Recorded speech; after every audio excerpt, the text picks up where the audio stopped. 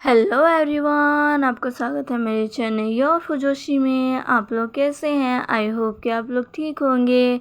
तो guys, finally मैं अपनी वन शॉट स्टोरी लेकर आ चुकी हूँ जिसका नाम है माई लव इज़ माई शिजुन। स्टोरी का नाम सुनकर तो आप समझ ही गए होंगे कि ये एक स्टूडेंट एंड टीचर के बीच की लव स्टोरी है और ये एक हिस्टोरिकल स्टोरी है। इसमें आपको कोई भी ओमेगा अल्फा ऐसे वर्ड सुनने को नहीं मिलेंगे। ये एक प्रॉपर गे स्टोरी है।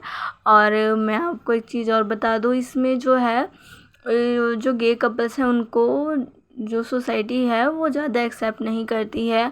और विंग और वांग जी के बीच में आपको एक एज गैप भी देखने को मिलेगा, जहाँ वांग जी हमारा 20 ईयर्स ओल्ड होगा और जो विंग है वो 26 ईयर ओल्ड। ओके, तो आगे की स्टोरी आप सुनकर ही समझिए। ओके, तो ज़्यादा टाइम वेस्ट ना करते हुए हम अपनी इस न्यू वन शॉर्ट स्टोरी को स्टार्ट करते हैं। चारों तरफ सारे डिसिपल्स किसी एक चीज़ के ऊपर बात कर रहे थे। वो अंदाज़ा लगा रहे थे कि इस बार का पर्सन कैसा होगा। हाँ, क्योंकि इस बार उनके क्लैन में एक और स्टूडेंट आ रहा है अपनी शिक्षा ग्रहण करने के लिए। ये ब्लेक क्लैन है जहाँ पर बहुत ही नामी ग्रामी शिक्षक रहते हैं जिन्होंने काफ़ी नॉलेज गेन की हुई है। इन्हीं के बीच हमारा वी बुशियान भी रहता है जिसने काफ़ी कम उम्र में काफ़ी नॉलेज गेन कर ली है। उसने अपनी ग्रैंड मदर वाशन सैरन से शिक्षा ली है, जिसे काफ़ी चीज़ों की नॉलेज है। वो एक इमोटन है, उन्होंने विंग को बहुत कुछ सिखाया है। विंग के पास अपनी ग्रैंड मदर का दिया हुआ काफ़ी ज्ञान है, जिसे सीखने के लिए दूर दूर से स्टूडेंट उसके पास आते हैं। और आज भी उसके पास एक स्टूडेंट आ रहा है जिसकी चर्चा सभी प्रिंसिपल कर रहे हैं, जिनमें से एक कहता है, क्या तुमने सुना? वो बहुत दूर से आ रहा है। तभी दूसरा डिसिपल कहता है, मैंने सुना है कि वो किसी गुसु क्लैन से आ रहा है। तभी वो डिसिपल कहता है, गुसु? पर वो तो यहाँ से बहुत दूर है ना। तभी वो डिसिपल कहता है, अरे हमारे शिक्षक विभूषण, उनसे शिक्षा लेने के लिए सब दूर दूर से ही आते हैं। तुम्हें तो पता ही है ना वो कितने ज़्यादा नॉलेज पर्सन है। उनसे जो भी शिक्षा लेकर जाता है वो अपने जीवन में कितना कुछ अचीव करता है। तभी वो डिसिपल कहता है, तुमने बिल्कुल सही कहा। ऐसे ही वो बातें कर रहे थे। वहाँ पर जितने भी शिक्षक थे वो विंग को ज़्यादा पसंद नहीं किया करते थे, क्योंकि विंग उनसे एज में बहुत ही ज़्यादा छोटा था और वो किसी नामी ग्रामिक फैमिली से भी नहीं आता था, जिसकी वजह से सब विंग से चिढ़ते थे, विंग को पसंद नहीं किया करते थे। किसी को भी नहीं पता था कि विंग ने ब्राउशन सैरन से कैसे शिक्षा ग्रहण कर ली, क्योंकि ब्राउशन सैरन से शिक्षा लेना बहुत बड़ी बात है, क्योंकि वो एक इमोटन है और कहाँ रहती है वो किसी को भी नहीं पता। किसी को तो ये पता ही नहीं कि ब्राउशन सैरन विंग की ग्रैंड मदर है। विंग के फादर भले ही नॉर्मल पर्सन थे, वो किसी नामी ग्रामी फैमिली से नहीं आया करते थे, पर विंग की माँ वो खुद ब्राउशन सैरन की बेटी थी, जो कि नॉर्मल किसान वी चांगसे से प्यार कर बैठी थी। और उन्हीं का बेटा विंग है, जिसके माता पिता के मरने के बाद वो कुछ सालों के लिए गायब हो गया था। और जब वो वापस वी क्लैन में आया था तब उसकी नॉलेज देखकर वहाँ के क्लैन लीडर ने उसे अपनी शिक्षा को और लोगों तक पहुंचाने के लिए उससे विनती की थी, जिससे विंग मान भी गया था।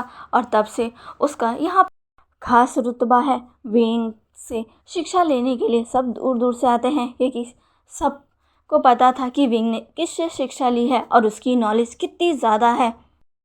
जिन सालों में विंग गायब था वो वासन सैरन के पास ही था, क्योंकि जैसे ही वासन सैरन को अपनी बेटी की डेथ की न्यूज़ मिली थी वो विंग के पास आ गई थी और उसे लेकर गायब हो चुकी थी। उन्होंने विंग को 10 सालों तक अपने पास रखा और उसे काफ़ी सारा कुछ सिखाया, जिसके बाद विंग अपने क्लैन वापस आ गया था। विंग जो कि अपने रूम में बड़ी ही शांति से बैठा हुआ था, तभी एक डिसिपल विंग के पास आता है। विंग जो कि अपना कुछ काम कर रहा था, कुछ पेपर्स पर कुछ लिख रहा था।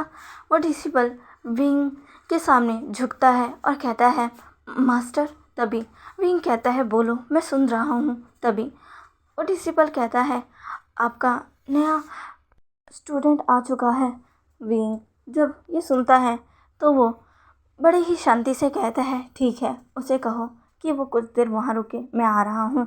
तभी प्रिंसिपल विंग के सामने वो करते हुए जी मास्टर कहकर वहाँ से चला जाता है। विंग जो कि अपना पेपर का काम तुरंत ही ख़त्म कर कर अब वहाँ से उठकर जाता है। विंग को रास्ते में जो भी मिल रहा था सब विंग को बो कर रहा था। भले ही विंग की उम्र कम थी पर उसका रुतबा यहाँ सबसे बड़ा था, जिसकी वजह से जो बड़े टीचर थे वो भी विंग के सामने झुकते थे, जिससे उन्हें बहुत ही ज़्यादा ह्यूमिलेट सा महसूस होता था। पर विंग ने कभी उनसे नहीं कहा था कि वो विंग के सामने झुके। विंग भी उन्हें झुककर वो करता है, जिस पर वो लोग कहते हैं कि वो ऐसा ना करे। विंग का रुतबा यहाँ सबसे ज़्यादा है, यहाँ पर सबका रुतबा ही देखा जाता है, उम्र नहीं। पर विंग सबसे अलग था। वो जितने भी एजेड टीचर थे उन्हें झुकने के लिए मना करता था, पर तब भी वो लोग झुकते थे, भले ही उन्हें ये सब पसंद नहीं होता था। विंग जानता था कि यहाँ पर जो भी शिक्षक है वो विंग को ज़्यादा पसंद नहीं करते हैं, पर विंग को इससे कोई फ़र्क नहीं पड़ता था। उसका काम लोगों में ज्ञान बांटना था और वो ये वही करता था। विंग अब धीरे धीरे चलते हुए मेन हॉल की तरफ आ गया था, जहाँ पर एक 20 साल का यंग बॉय खड़ा था। विंग जब वहाँ पहुँचता है तो वो यंग बॉय विंग को देखकर शॉक हो जाता है। वो कोई और नहीं बल्कि वांग जी था, जो कि अपने क्लैन गुसू से आया था। विंग को देखकर वांग जी बहुत ही ज़्यादा शॉक था, क्योंकि वांग जी के मन में यही था कि विंग एक टीचर है और उससे उम्र में बड़ा है, लेकिन उसने कभी नहीं सोचा था कि विंग इतना ज़्यादा खूबसूरत भी होगा। विंग की जो अपीयरेंस थी वो वहाँ पर सबसे अलग थी। कई लोग तो विंग से उसकी खूबसूरती की वजह से भी जला करते थे। कई लड़कियों ने कोशिश की कि वो विंग को रिझा सके, उसे अपना बना सके, पर सब नाकामयाब रही, क्योंकि विंग को किसी में इंटरेस्ट था ही नहीं। हाँ, विंग शादी करेगा, पर तब जब उसे कोई सूटेबल पार्टनर मिलेगा जिसे वो पसंद करेगा। विंग चल कर आता है। वांग जी की नज़र अब भी विंग पर थी। वो विंग को देखने में इतना ज़्यादा खो गया था कि वो भूल ही गया था कि उसे विंग को झुककर उसे ग्रीट करना है, अपनी शिष्टाचार दिखानी है। पर वांग जी ने ऐसा कुछ भी नहीं किया, जिसकी वजह से वहाँ खड़े सारे डिसिबल बातें करने लगी कि अरे ये कैसा है, ये इसने हमारे शिजुन को अभी तक वो तक नहीं किया। तभी दूसरा डिसिबल कहता है, तुमने बिल्कुल सही कहा, देखो तो इसे कैसे बेशर्मों की तरह अभी भी खड़ा है। क्या ये भूल गया है कि वो यहाँ पर शिक्षा ग्रहण करने आया है और सामने वही इंसान खड़ा है जो उसे सारी चीज़ें सिखाने वाला है। कम से कम उसे झुककर उन्हें प्रणाम तो करना चाहिए ना। तभी वो डिसिपल कहता है, तुमने बिल्कुल सही कहा। वांग जी जो कि विंग को देखने में खो गया था, लेकिन जैसे ही उसके कानों में सबकी बात पड़ी वो होश में आया और उसने तुरंत ही झुककर विंग को बो किया और विंग से माफ़ी भी मांगी। विंग ने एक हल्की सी मुस्कान दी और वांग जी से कहा, कोई बात नहीं। वांग जी जब विंग की स्माइल देखता है तो वो उसमें भी खो जाता है। पहले ही दिन उसे अपने शिजुन से एक कनेक्शन सा फील होने लगा था। उसे उसका शिजुन पसंद आ गया। वांग जी जो कि बस विंग को देख रहा था, वांग जी वो करता है, अपने साथ में लाए हुए एक सामान को विंग को देता है और ये कहता है कि ये मेरी तरफ से आपके लिए। विंग उसे खुशी खुशी स्वीकार करता है, क्योंकि ये तो स्टूडेंट और टीचर के बीच एक नॉर्मल सी भेंट थी। जो स्टूडेंट जब भी कुछ सीखने के लिए यहाँ आता है वो ऐसे ही अपने शिजुन को कुछ ना कुछ देता है एज अ अपने मास्टर को सम्मान प्रदान करते हुए। विंग स्माइल के साथ उसे लेता है और दूसरे डिसिपल के हाथ में रखता है। वांग जी कहता है मैं वांग जी हूँ और गुस्सू से आया हूँ। तभी विंग कहता है तुम गुस्सू से आए हो, मुझे पता है। वांग जी कहता है मैं गुस्सू की एक नॉर्मल फैमिली से बिलोंग करता हूँ। मेरे माँ बाबा किसान हैं और मैं भी एक किसान हूँ। जैसे ही सभी ये सुनते हैं सभी हंसने लगते हैं कि ये बंदा तो कुछ भी नहीं है। बीइंग से शिक्षा ग्रहण करने के लिए कितने दूर दूर क्लैन के राजकुमार आते हैं और ये तो एक नॉर्मल किसान का बेटा है। ये शिक्षा लेकर क्या करेगा, इसे तो बस खेती करनी है। ऐसा कहते हुए काफ़ी लोग वांग जी का मजाक उड़ाने लगते हैं। इससे वांग जी को गुस्सा तो आता है पर वो किसी पर ध्यान ना देकर विंग के सामने झुककर उसे बो करते हुए कहता है मैं उम्मीद करता हूँ कि आप मेरी भेंट को स्वीकार करते हुए मुझे अपनी शिक्षा ग्रहण करेंगे। जिस पर विंग तुरंत ही स्माइल कर कर वांग जी के निवेदन को स्वीकार करते हुए कहता है हाँ बिल्कुल, क्यों नहीं। कल से ही तुम्हारी क्लासेस स्टार्ट हो जाएगी, तो जाओ अपने कॉटेज में जाकर आराम कर लो। तुम बहुत ही लंबे सफ़र से आए हो, थक गए होगे।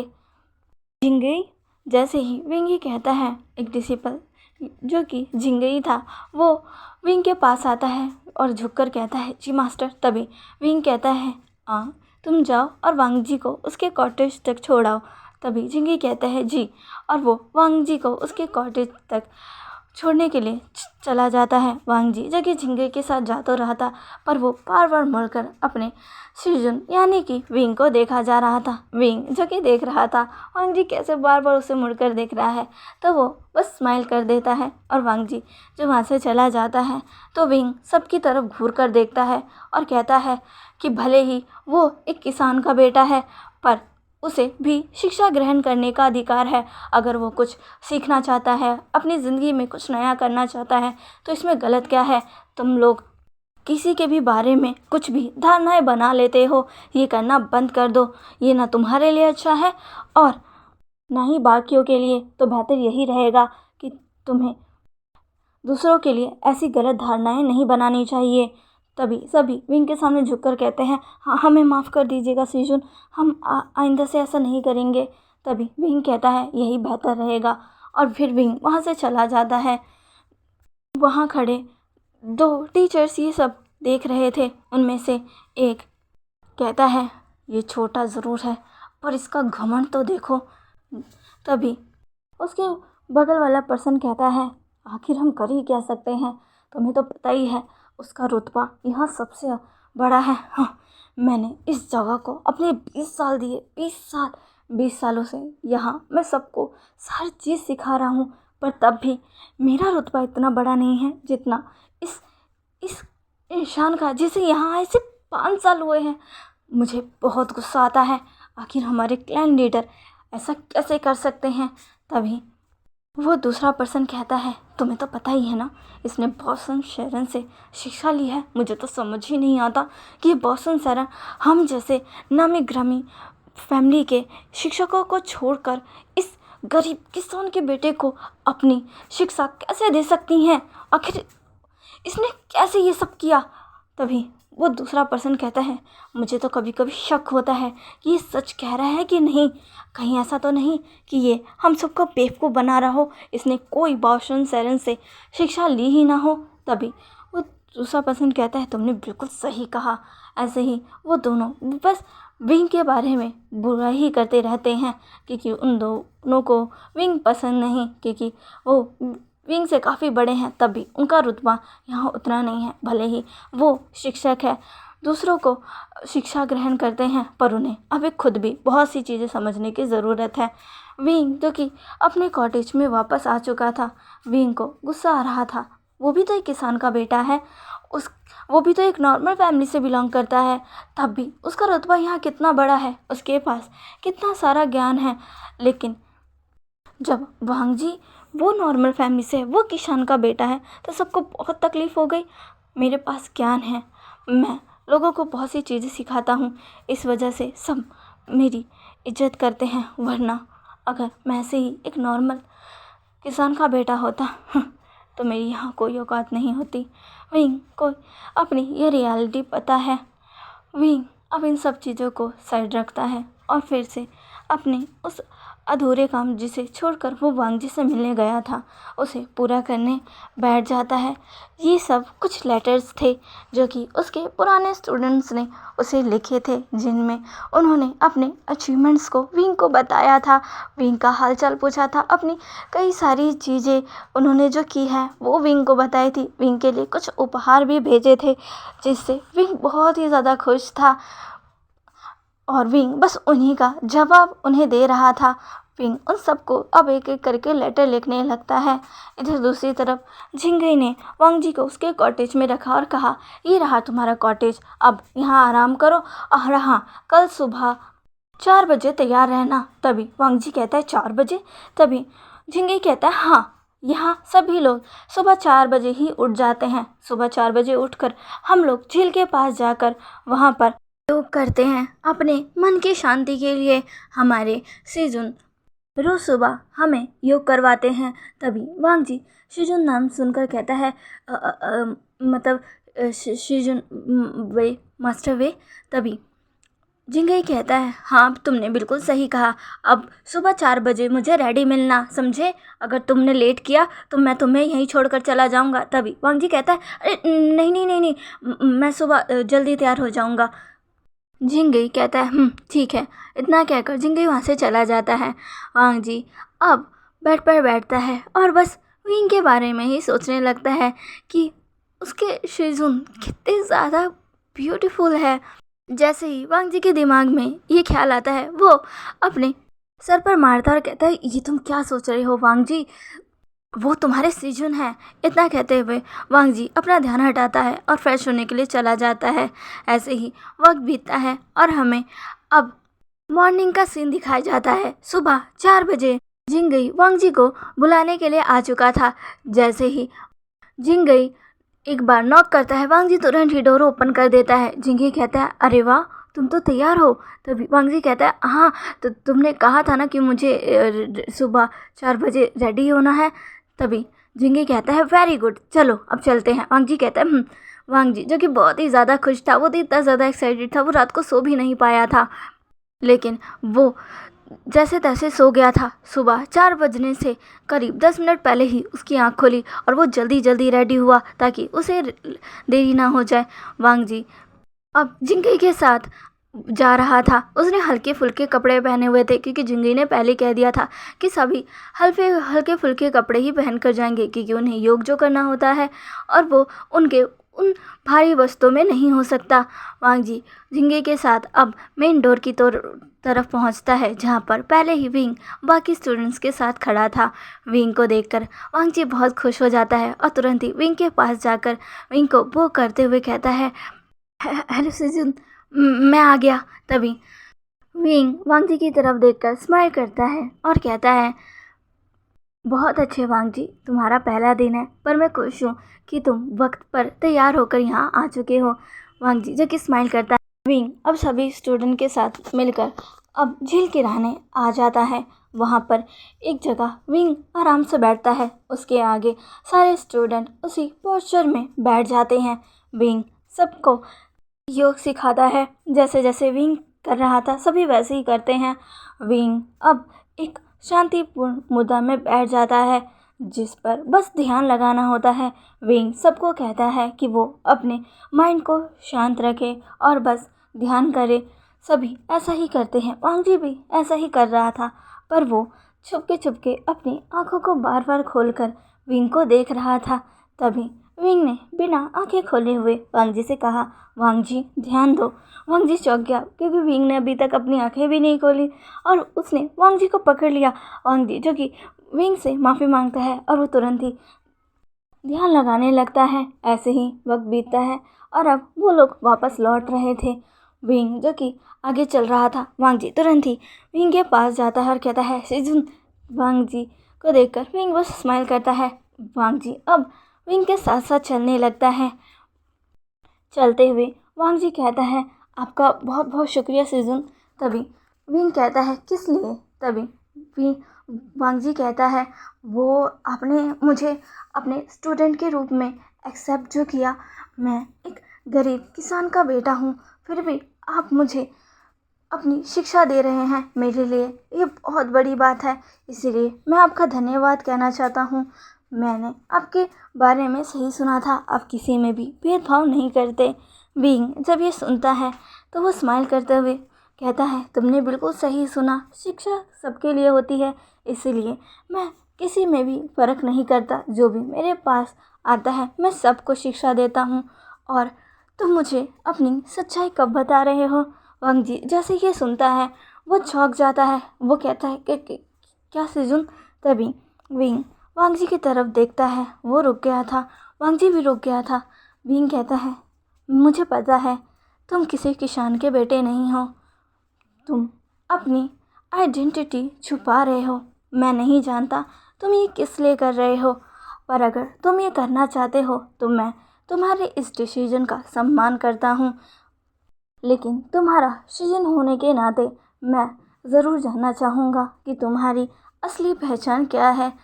और जब तुम मुझे खुद से बताना चाहोगे तभी तुम मुझे बताना, मैं तुम्हें फोर्स नहीं करूँगा, ठीक है? इतना कहकर विंग आगे बढ़ जाता है। वांग जी जो कि पूरी तरीके से शॉक हो चुका था। विंग ने बिल्कुल सही कहा। वांग जी कोई नॉर्मल किसान का बेटा है ही नहीं, उसकी आइडेंटिटी तो अलग है। पर विंग को कैसे पता? विंग ने कैसे जाना कि वांग जी किसी किसान का बेटा नहीं है? वांग जी जो कि अपने मन में इसी उधर-बुन में लगा था, तभी झिंगई वांग जी के पास आता और कहता है, तुम यहाँ खड़े क्या कर रहे हो? क्या तुम्हें चलना नहीं है? तभी वांग जी कहता है, हाँ शिजुन कहाँ गए? तभी झिंगई कहता है, मास्टर क्या यहीं रहेंगे? देखो वो तो कब के आगे बढ़ चुके हैं। वांग जी जैसे ये देखता हुआ कहते हैं, शिजुन मेरे लिए रुकिए। तभी वांग जी आगे भागने लगता है। तभी झिंगई कहता है, भागो मत, आराम से चलो। वांग जी कहता ठीक है। वांग जी जो कि तुरंत ही भागकर अपने शिजुन के पास पहुंचना चाहता था, पर वो क्या करे, वो भाग नहीं सकता था, इसीलिए वो अब आराम से ही चलने लगता है। और वो डिसाइड करता है कि वो विंग से ज़रूर पूछेगा कि उसे आखिर उसकी पहचान के बारे में पता कैसे चला, उसे कैसे पता चला कि वांग जी सबसे अपनी पहचान छुपा रहा है। ऐसे ही सोचते हुए वांग जी वापस आ जाता है अपनी कॉटेज में। वो विंग से बात तो नहीं कर पाया, पर कुछ समय बाद ही उनकी क्लास स्टार्ट हो जाएगी जो विंग ही लेगा। क्लास के बाद वांग जी ज़रूर विंग से बात करेगा, यही सोचकर वांग जी जाकर फ्रेश होता है। फ्रेश होने के बाद वो रूम में आकर अच्छे से ड्रेसअप होता है। और ड्रेसअप होने के बाद वो बाहर आता है जहाँ पर उसे झिंगे मिल जाता है। झिंगे कहता है कि अच्छा हुआ मैं तुम्हारे पास ही आ रहा था, चलो मेरे साथ। वांग जी कहता है झिंगे अब वांग जी को वहाँ ले जाता है जहाँ सारे स्टूडेंट अपना मॉर्निंग ब्रेकफास्ट के लिए बैठे हुए थे। झिंगे वांग जी को वहाँ ले जाता है और अपने साथ बैठा लेता है। वांग जी और झिंगे वहाँ पर अपना ब्रेकफास्ट करते हैं, क्योंकि सभी स्टूडेंट को उनके कॉटेज में एक एक करके तो खाना नहीं दे सकते, और अगर सभी साथ में मिलकर खाएंगे तो इससे उनके बीच की दूरियां कम होगी। यही सोचकर सब एक साथ अपना ब्रेकफास्ट कर रहे थे, जहां पर कुछ स्टूडेंट वांग जी के पास आते हैं और कहते हैं, हे तुम किसान के बेटे, इधर देखो। वांग जी जो कि कुछ भी नहीं कह रहा था, बस शांति से अपना खाना खा रहा था। वो पर्सन जो कि वहाँ आया था जिसका नाम शू मिंग था। शू मिंग एक बड़े क्लैन लीडर का बेटा था, जिसकी वजह से वो यहाँ पर सब पर अपना रुतबा जमाया करता था। भले ही यहाँ पर सारे स्टूडेंट जो भी यहाँ पर शिक्षा ग्रहण करने आए हैं, सबको सम्मान एक समान ही माना जाता था, लेकिन तब भी शू मिंग सब पर अपना रुतबा जमाता था कि भले ही यहाँ सबको एक समान ही ट्रीट किया जा रहा हो, पर सब अपनी अपनी पहचान जानते हैं। और वो ये भी जानते हैं कि यहाँ पर किसका रुतबा सबसे ज़्यादा बड़ा है। और शू मिंग का रुतबा यहाँ सबसे ज़्यादा बड़ा था। उसके दो चमचे भी थे जो कि हमेशा उसके साथ रहते थे, और वो भी सब पर अपना दोस्त जमाया करते थे। वांग जी जो कि एक नॉर्मल किसान का बेटा था, जिसे देखकर शू मिंग को गुस्सा आ रहा था कि ये एक किसान का बेटा उनके साथ क्या कर रहा है। इसीलिए वो वांग जी के पास आता है। वांग जी जो कि उस पर ध्यान नहीं दे रहा था। शू मिंग तुरंत ही वांग जी के सामने से उसके खाने को दूर करते हुए कहता है, हे क्या तुम्हें सुना ही नहीं दे रहा? वांग जी जो कि अब जाकर उसे घूर कर देखता है। जिंगई कहता है, ये तुम क्या कर रहे हो? तभी शोमेन कहता है, ओह तुम चुप रहो, तुम शेजुन के खास हो इसलिए मैं तुम्हें कुछ नहीं कहता हूँ, लेकिन अगर तुम हमारे बीच में आए तो देख लेना। जिंगई कहता है, तुम्हें इसकी सज़ा मिलेगी। शोमेन कहता है, देख लेंगे। तुम किसान के बेटे, हाँ, तुमने ये सोच कैसे लिया कि तुम हमारे साथ बैठकर खाओगे? क्या तुमने अपनी औकात देखी है? तुम्हारी इतनी भी औकात नहीं है कि तुम मेरे जूते साफ कर सको।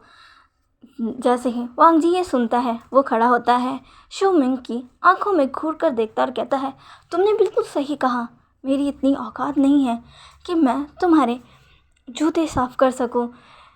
ये सुनकर तो शो मिंग और उसके दोनों चमचे हंसने लगे थे, लेकिन वांग जी ने जो आगे कहा उसे सुनकर तीनों ही शौक थे। शो मिंग को तो गुस्सा आ चुका था क्योंकि वांग जी ने कहा, क्योंकि मेरी औकात तो इतनी है कि तुम्हें मेरे जूते साफ करने चाहिए, क्योंकि मैं तुम्हें खाना जो देता हूँ, वरना तुम तो भूखे मर जाओगे। जैसे ही वांग जी ये कहता है, शो मिंग को बहुत गुस्सा आता है। शो मिंग कहता है, क्या बकवास कर रहे हो? तभी वांग जी कहता है, मैं बिल्कुल सही कह रहा हूँ। तुमने मुझे क्या कहा? किसान का बेटा। हाँ, मैं हूँ किसान का बेटा। मैं उस किसान का बेटा हूँ जो तुम सबके घरों में खाना पहुँचाता है, यानी कि जो खाना तुम खा रहे हो ना, वो हम जैसे किसानों के मेहनत की उगाई गई अनाज है। अगर हम मेहनत कर कर इन अनाजों को नहीं उगाएंगे ना, तो तुम सब भूखे मर जाओगे। तुम जो खा रहे हो वो हमारी मेहनत की वजह से है, ना कि तुम्हारी। और हाँ, अगर तुम ये सोच रहे हो कि मैं किसान का बेटा होने की वजह से सबसे नीचा हूँ, तो तुम गलत हो। किसान तो अपने दम पर जीता है, उसे किसी की ज़रूरत नहीं। वो खुद मेहनत करता है, खुद खेती करता है, खुद अनाज उगाता है। और तुम लोग जो कि कुछ नहीं करते हैं, उन्हें खाना खिलाता है। अगर हम अपना काम करना बंद कर दे तो तुम सब भूखे मर जाओगे, समझे? तो अगली बार से ये चीज़ याद रखना कि मैं कौन हूँ और तुम कौन हूँ, समझे? मैं तुम्हारा अन्नदाता हूँ, समझे तुम? इतना कहकर वांग जी झिंगे का हाथ पकड़ता है और कहता है, चलो झिंगे, हमें चलना चाहिए वरना हम क्लास के लिए लेट हो जाएंगे, वो भी कुछ लूजर्स की वजह से। इतना कहकर वो झिंगे के साथ वहाँ से चला जाता है। शो मिंग और उसके दोनों चेले तो बस वहीं खड़े के खड़े रह जाते हैं और बाकी सारे वांग जी को देखने लगते हैं, क्योंकि पहली बार किसी ने हिम्मत की थी शो मिंग से टक्कर लेने की, उससे मुंह तोड़ जवाब देने की। सभी लोग बहुत ही ज़्यादा खुश भी थे और वांग जी को देखकर कुछ लोग तो चिढ़ भी रहे थे, ऑब्वियसली जो शूमिंग की साइड थे, पर बाकी सब बहुत ही ज़्यादा खुश थे कि शूमिंग बेफालतू का सब पर धोस जमाता था। फाइनली कोई तो आया जिसने उसका मुंह बंद करवाया। इधर दूसरी तरफ झिंगई वांग जी को देख रहा था। झिंगई कहता है, वाह वांग जी, तुमने उसे क्या जवाब दिया है? तुम्हें पता है वो ऐसे ही सबको तंग किया करता है।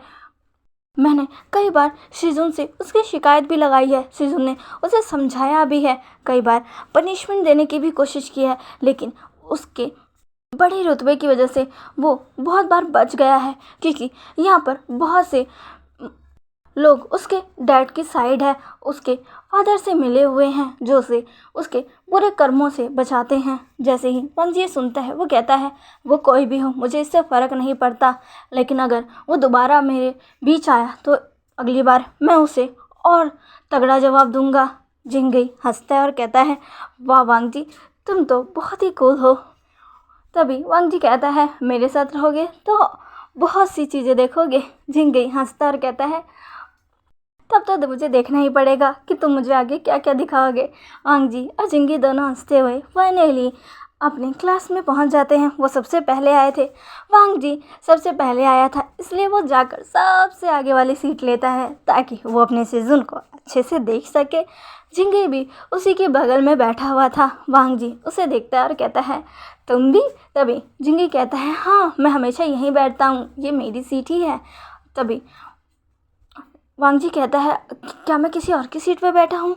तभी झिंगे कहता है, अरे डरने की ज़रूरत नहीं है, नहीं तुम किसी और की सीट पर नहीं बैठे हो, आज तो सबका क्लास का पहला दिन है, अगर तुम यहाँ बैठ रहे हो तो अब से तुम्हारी यही सीट होगी, मैं तो यहीं रहता हूँ और हमेशा ही सीजन की सारी क्लास को अटेंड करता हूँ, मुझे सारी चीज़ें उन्हीं ने सिखाया है, इसलिए मैं उनकी हर क्लास में रहता हूँ और इसी वजह से मेरी ये जगह फिक्स है।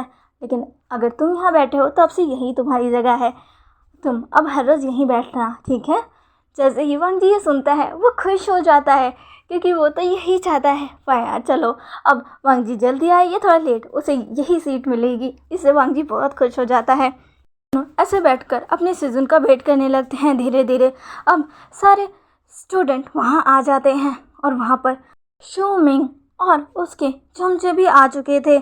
शू मिंग जो कि पहले ही वांग जी से बहुत ही ज़्यादा अब चिढ़ सा गया था, जैसे ही वो देखता है कि वांग जी सबसे आगे वहाँ बैठा है जहाँ वो सीजन के सबसे ज़्यादा पास रहेगा, वो तुरंत ही वांग जी के पास जाकर कहता है, हे क्या तुम भूल चुके हो कि तुम कौन हो, तुम्हारी हिम्मत कैसे हुई सबसे आगे बैठने की, सबसे आगे मेरी सीट है, चलो उठो और जाकर सबसे पीछे बैठो। जैसे ही वांग जी ये सुनता है वो शू मिंग की तरफ घूर कर देखता है और कहता है, तुम कौन होते हो मुझे मेरी जगह से हटाने वाले, इस पर तुम्हारा नाम नहीं लिखा, जो यहाँ पहले आएगा वही बैठेगा, तुम देर से आए हो तो तुम्हें वहाँ बैठना चाहिए, मैं जल्दी आया हूँ तो मैं तो यहीं बैठूँगा। तभी शू मिंग कहता है, हाँ क्या तुमने खुद को देखा भी है, मास्टर ने अगर देखा ना कि उनके पास तुम जैसा इंसान बैठा है तो वो शायद ही हमें पढ़ाए, इससे बेहतर यही होगा कि तुम यहाँ से चले जाओ ताकि उनका मूड ख़राब ना हो। जैसे ही वांग जी ये सुनता है वो कहता है, मास्टर तुम्हारे जैसे नहीं हैं, समझे। शू मिंग कहता है, देखो मैंने मास्टर से शिक्षा लेने के लिए बहुत मेहनत की है। तभी वांग जी कहता है, क्या मेहनत की है तुमने। तभी शू मिंग कहता है, हाँ मैं कितने वक्त से यहाँ हूँ ताकि मास्टर मुझे शिक्षा देने के लिए मान जाए, तुम्हें तो पता ही है कि उनसे शिक्षा लेना कितना मुश्किल है, मैं यहाँ काफ़ी वक्त से था ताकि वो मुझे शिक्षा देने के लिए मान जाए। वांग जी जब ये सुनता है तो वो हंसता है। शू मिंग जो कि गुस्से में वांग जी की तरफ देखते हुए कहता है, आखिर तुम हंस किस बात पर रहे हो। तभी वांग जी कहता है, तुम्हें इतनी मेहनत करनी पड़ी, तुम्हारी जानकारी के लिए बता दूँ कि मैंने तो बस उन्हें एक ही लेटर लिखा था और उसी में वो मान गए, तुम्हारी तरह मुझे तो इतनी मेहनत नहीं करनी पड़ी, क्या मैं इतना खास हूँ। जैसे ही वांग जी ये कहता है, शू मिंग को तो और ज़्यादा गुस्सा आ जाता है, क्योंकि सच में विंग उन्हें उसे एज अ अपना स्टूडेंट एक्सेप्ट करने में बहुत टाइम लगाया था, क्योंकि विंग भी उसके बारे में अच्छे से जानता था। विंग को ऐसे लोग बिल्कुल भी पसंद नहीं थे जो कि दूसरों पर रोब जमाया करते थे, इसी वजह से वो उसने काफ़ी बार शू मिंग के प्रस्ताव को टाला था, लेकिन फाइनली उसने एक्सेप्ट कर ही लिया था, क्योंकि वो उसका काम शिक्षा देना है, उसे ये नहीं देखना चाहिए कि सामने कौन है, भले ही वो कैसा भी हो, लेकिन विंग उसे अपनी शिक्षा से सुधार देगा। यही सोचते हुए विंग ने उस हाँ कर दी थी और फाइनली अब इतने दिनों की मेहनत के बाद आज वो विंग से फाइनली शिक्षा लेने वाला था, लेकिन उसे बहुत गुस्सा आ रहा था। ये शख्स जो कि कहीं भी दूर दूर से भी उसके आसपास भी नहीं आता है, उसे इतना स्पेशल क्यों क्यों। शू मिंग बहुत ही ज़्यादा गुस्से में था। शू मिंग कहता है, तुम यहाँ से उठ के जा रहे हो कि नहीं। वांग जी कहता है, नहीं जाऊँगा, क्या कर लोगे तुम। शू मिंग अब आगे बढ़ता है, वांग जी के बाजुओं को पकड़ता कहता है, अगर तुम नहीं गए ना तो मैं तुम्हें घसीट कर ले जाऊँगा। इतना कहते हुए शू मिंग वांग जी को खींचने लगता है, लेकिन तभी विंग वहाँ आ जाता है और कहता है, ये तुम क्या कर रहे हो। जैसे ही विंग की आवाज़ उस रूम में गूंजती है, सभी विंग की तरफ देखते हैं, सभी खड़े होकर अपने सीजन को ग्रीट करते हैं। शू मिंग भी विंग को ग्रीट करता है। विंग अब आगे बढ़कर शू मिंग के पास आता और कहता है, क्या कर रहे हो तुम। तभी शू मिंग कहता है, सीजन वो ये मेरी जगह है, ये यहाँ आकर बैठ गया, मैं बस ऐसे कह रहा था कि मुझे यहाँ बैठने दो, ये कहीं और जाकर बैठ जाए। तभी विंग वांग जी की तरफ देखता है, वांग जी ना में अपना सिर हिलाता है। शू मिंग की तरफ विंग देखता है और कहता है, क्या तुम यहाँ पहले आकर बैठे थे। तभी शोमिंग विंग की तरफ देखने लगता है। विंग कहता है, मैंने तुमसे कुछ पूछा है, तुम यहाँ आकर बैठे हुए थे? शोमिंग कहता है, नहीं। तभी विंग कहता है, वांग जी क्या तुम यहाँ आकर बैठे हुए थे? वांग जी कहता है, हाँ सेजुन, मैं यहाँ सबसे पहले आया था। जिंगी भी मेरे साथ ही था। जिंगी कहता है, हाँ मास्टर, मैं और वांग जी साथ ही आए थे, तब यहाँ कोई भी नहीं था और हम यहाँ आकर बैठ गए, पर शोमिंग ही था जो यहाँ आकर बदतमीज़ी करने लगा और वांग जी को उसकी जगह से हटाने लगा। विंग जैसे ये सुनता है वो शोमिंग की तरफ घूर कर देखता है। शोमिंग अपनी नज़रों को नीचे कर लेता है। विंग कहता है, शोमिंग ये शिक्षा का रूम है, यहाँ तुम कहीं भी बैठोगे तो तुम्हें मेरी आवाज़ साफ साफ सुनाई देगी। मैं तुम्हें दिखाई भी दूंगा, तुम्हें वही चीज़ सिखाऊंगा जो सभा के सबको सिखाऊंगा। तुम कहाँ बैठे हो इससे कोई भी फ़र्क नहीं पड़ता। और हाँ, वांग जी तुमसे पहले आया है, इसलिए अब ये सीट उसकी हो चुकी है, तुम कहीं और बैठ जाओ। तुम्हें अपनी क्लास में अपने साथियों के साथ झगड़ा नहीं करना चाहिए, उनसे तालमेल बनाकर रखना चाहिए और यही शिक्षा का पहला नियम है। उम्मीद करता हूँ कि आगे तुम ये नियम नहीं तोड़ोगे। शोमिंग जो कि विंग की तरफ देखता है और फिर सिर झुकाते हुए कहता है, जी सेजुन मुझे माफ़ कर दीजिए, मैं फिर ऐसा नहीं करूँगा। विंग कहता है, यही तुम्हारे लिए सही रहेगा, अब जाकर अपनी सीट पर बैठ जाओ। शोमिंग जो कि हमें अपना सिर लाता है और जाकर थोड़ा पीछे अपने उन दोनों चमचों के साथ बैठ जाता है। वांग जी जो कि बहुत ही खुश था वो विंग की तरफ देखकर उसे शुक्रिया सेजुन कहता है। विंग जो कि वांग जी की तरफ देखता और कहता है, तुम भी बैठ जाओ। वांग जी सुनता है और वो अपनी जगह पर बैठ जाता है। विंग अब अपनी क्लास को शुरू कर देता है। विंग इस क्लास में सभी स्टूडेंट को अलग अलग तालिस्मान और उसके इस्तेमाल के बारे में बता रहा था। वो उन्हें कई सारी चीज़ों के बारे में उन्हें आगाह कर रहा था, जिसे वांग जी बहुत ही ध्यान से सुन रहा था। वांग जी को विंग की इस क्लास में बहुत मज़ा आ रहा था। सारे स्टूडेंट विंग की बातों को ध्यान से सुन रहे थे। विंग जो कि सबको हर चीज़ समझा रहा था। शोमिंग जो कि पीछे तो बैठा हुआ था, पर उसे अभी भी वांग जी पर गुस्सा था और उसने सोच लिया था कि वो एक दिन वांग जी से बदला ज़रूर लेकर रहेगा। धीरे धीरे टाइम बीतता है, विंग की क्लास ख़त्म होती है। विंग सबसे कहता है, आज के लिए बस इतना ही। उम्मीद करता हूँ कि आप सबको मेरी आज की क्लास पसंद आई होगी। अगली क्लास में मैंने जो आज तुम्हें तालिस्मान के बारे में बताए हैं मैं तुमसे कल पूछूंगा, इसलिए सब अच्छे से प्रिपरेशन करके रहना। सभी स्टूडेंट जी मास्टर कहकर विंग को ग्रीट करते हैं और धीरे धीरे वहाँ से जाने लगते हैं। वांग जी जो कि अभी भी वहीं पर था, विंग ने अपने सारे सामान को लिया और जैसे ही जाने के लिए पीछे मुड़ा उसने देखा कि वांग जी अभी भी वहीं खड़ा है, वो गया नहीं। जैसे ही विंग ने ये देखा वो वांग जी से कहता है, क्या हुआ वांग जी, तुम अभी भी यहीं हो, गए नहीं? क्या तुम्हें मुझसे कुछ पूछना है? वांग जी कहता है, हाँ सेजुन, मुझे आपसे बहुत सी चीज़ें पूछनी हैं, मैं आपसे बातें करना चाहता हूँ। तभी विंग स्माइल करता है और कहता है, ठीक है तो चलो मेरे साथ। इतना कहते हुए विंग वांग जी को अपने साथ ले आता है। विंग अपने साथ वांग जी को अपने कॉटेज की तरफ ले आता है। विंग अपने कॉटेज के अंदर वांग जी को बुलाता है। वांग जी ये देखकर शॉक था। वांग जी कहता है कि क्या मैं अंदर आ सकता हूँ सेजुन? तभी विंग कहता है, हाँ डरो मत, आज अंदर आओ। वांग जी अब अंदर आता है। विंग ने एक साइड अपना सामान रख दिया और वांग जी के साथ एक टेबल के पास बैठ गया। कुछ ही देर में कुछ दासियाँ विंग के लिए चाय ले आई क्योंकि ये उसके चाय पीने का वक्त था। विंग ने वांग जी को भी चाय सर्व किया और कहा, लो पियो। वांग जी कहता है, मैं? तभी विंग कहता है, हाँ तुम मेरे साथ बैठे हो तो तुम्हें ही मैं दूंगा ना। वांग जी जो कि उसे लेता है और विंग को शुक्रिया कहता है। विंग स्माइल करता है। तभी विंग कहता है, अब बताओ क्या बोलना था तुम्हें मुझसे?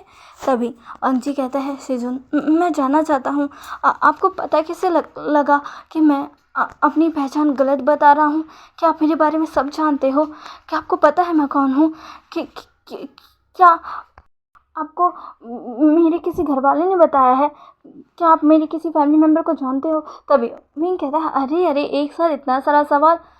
वांग जी मैं तुम्हें बिल्कुल भी नहीं जानता। जैसे ही वांग जी ये सुनता है, वो एकदम शॉक हो जाता है। वो विंग की तरफ देखकर कहता है, क्या आप मुझे जानते नहीं? तभी विंग कहता है, हाँ मैं तुम्हें जानता नहीं, पर इतना ज़रूर जानता हूँ, तुम किसी किसान के बेटे नहीं हो। तभी वांग जी कहता है, आपको कैसे पता? तभी विंग कहता है, क्योंकि मैं खुद एक किसान का बेटा हूँ। वांग जी जब ये सुनता है तो वो कहता है, क्या सच में? तभी विंग कहता है, हाँ वांग जी, मैं भी पहले एक किसान का बेटा ही था, नॉर्मल सा, जिसकी ज़िंदगी आम थी, जैसे एक आम किसान के बेटे की होती है। लेकिन मेरे पेरेंट्स की डेथ के बाद सब कुछ बदल गया। वांग जी कहता है, अच्छा। तभी विंग कहता है, वो सब छोड़ो। मैं ये तो नहीं जानता तुम कौन हो, कहाँ से आए हो, तुम्हारी फैमिली मुझे कुछ भी नहीं पता। लेकिन ये जानता हूँ कि तुम किसी न किसी रीज़न की वजह से अपनी पहचान छुपा रहे हो। मैं तुम्हें फोर्स नहीं करूँगा कि तुम मुझे बताओ कि तुम कौन हो।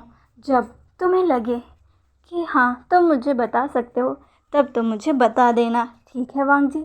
वांग जी जो कि एक छोटी सी स्माइल करता हुआ कहता है, जी सेजुन, कुछ रीज़न की वजह से मैं अपनी पहचान किसी को भी नहीं बता सकता, लेकिन मैं आपसे वादा करता हूँ मैं आपको एक दिन अपनी पहचान ज़रूर बताऊँगा। जिससे सुनकर विंग स्माइल करता है और हमें अपना सिर हिलाता है। फिर वो दोनों एक साथ अपनी चाय पीते हैं। ऐसे ही वक्त बीतने लगता है। वांग जी विंग से और भी ज़्यादा अटैच होने लगता है, या कहो उसे और भी ज़्यादा पसंद करने लगता है। वो अब ज़्यादा से ज़्यादा टाइम विंग के साथ ही बिताता था। विंग के साथ वो मॉर्निंग में योग करता था, फिर उसकी क्लास, फिर वो बहुत सी चीज़ें। अब वो ज़्यादा जिंगी के साथ भी रहने लग गया था, क्योंकि जिंगी विंग का एक पर्सनल असिस्टेंट भी था, जो उसका हमेशा छोटे मोटे काम करता था। और वांग जिसके साथ रहता था तो वो भी विंग के उन छोटे मोटे कामों को किया करता था, जैसे कभी विंग के लिए कुछ लेकर आना, उसके लिए बुक्स, बहुत सारी चीज़ें। कई बार विंग जब लाइब्रेरी में होता था तो वांग जी भी वहाँ जाकर बैठ जाता था, ताकि वो अपने सीजन्स के साथ और भी टाइम बिता सके। जब विंग उसे पूछता था कि वो यहाँ क्या कर रहा है, तब वांग जी कहता था कि वो अपने सीजन के साथ और समय बिताना चाहता है, ताकि वो अपने सीजन को अच्छे से जान सके। जिस पर विंग बस स्माइल कर दिया करता था। ऐसे ही दिन बीतने लगे थे। विंग और वांग जी एक दूसरे के साथ बहुत से टाइम स्पेंड किया करते थे। क्लास के बाद भी वो दोनों साथ में रहा करते थे। धीरे धीरे दोनों की नज़दीकियाँ बढ़ने लगी थी। वांग जी अब विंग को बहुत ज़्यादा चाहने लगा था। ऐसा उसका सीजन नहीं, बल्कि उससे बढ़कर विंग को भी वांग जी धीरे धीरे पसंद तो आने लगा था, पर वो अभी फीलिंग्स को लेकर श्योर नहीं था। और वैसे भी उनके बीच में स्टूडेंट और टीचर का रिश्ता था, इसलिए वो वांग जी के बारे में कुछ भी नहीं सोचाता था। ऐसे ही एक दिन अब विंग अपने सारे स्टूडेंट्स को लेकर नाइट हंटिंग के लिए जाता है, जिसमें वांग जी और जिंगे भी थे। विंग उन सभी स्टूडेंट्स के साथ एक विलेज जाता है, जहाँ पर कुछ बुरी शक्तियों ने हाहाकार मचा रखा था। वो अक्सर रात को ही हमला किया करती थी, इसीलिए विंग अपने सारे स्टूडेंट्स के साथ तैयार था। वो उस विलेज में जाता है, एक इन में ठहरता है।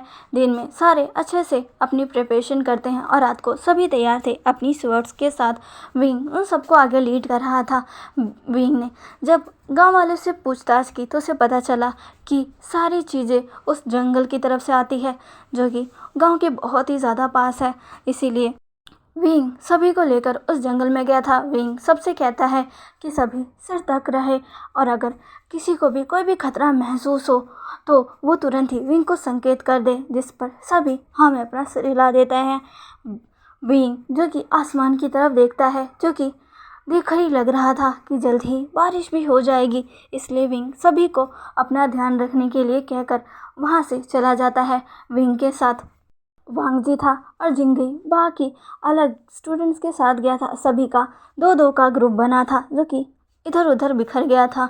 विंग और वांग जी इधर उधर जा रहे थे। वांग जी कहता है, मास्टर क्या आपको लगता है कि यहाँ पर हमें वो चीज़ मिल जाएगी? गांव वालों ने देखा था कि वो रात को गांव पर हमला कर देती हैं, फिर वो क्यों नहीं आई? तभी विंग कहता है, देखो वांग जी, वो लोग तभी आते हैं जब पूरी तरीके से अंधेरा हो जाता है और उन्हें पता होता है कि उन्हें रोकने वाला कोई भी नहीं है। क्या पता उन्हें हमारी खबर मिल गई हो, इसीलिए वो थोड़े सतर्क हो गए हो।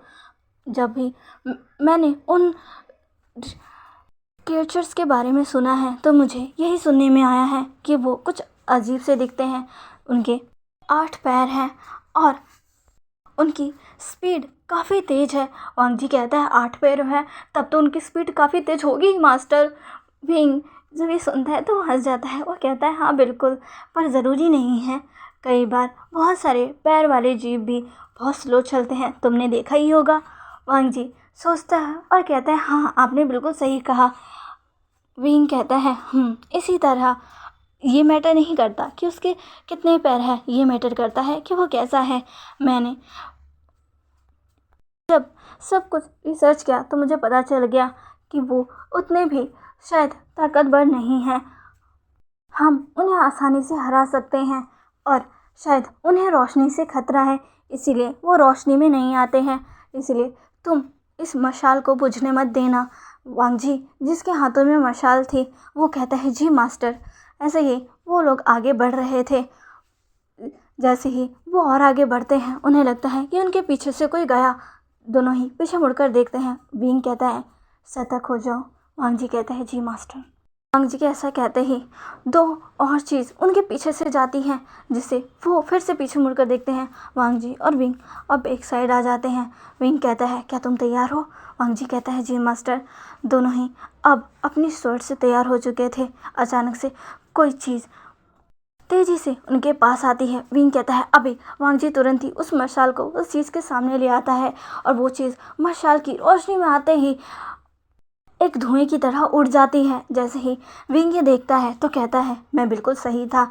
विंग जैसे ही ये कहता है वो अपने साइड से एक तलीस्मान निकालता है और उसे अपनी तलवार पर रखकर अपनी तलवार को हवा में घुमाता है, जिससे एक रोशनी सी एमिट होती है और चारों तरफ फैल जाती है।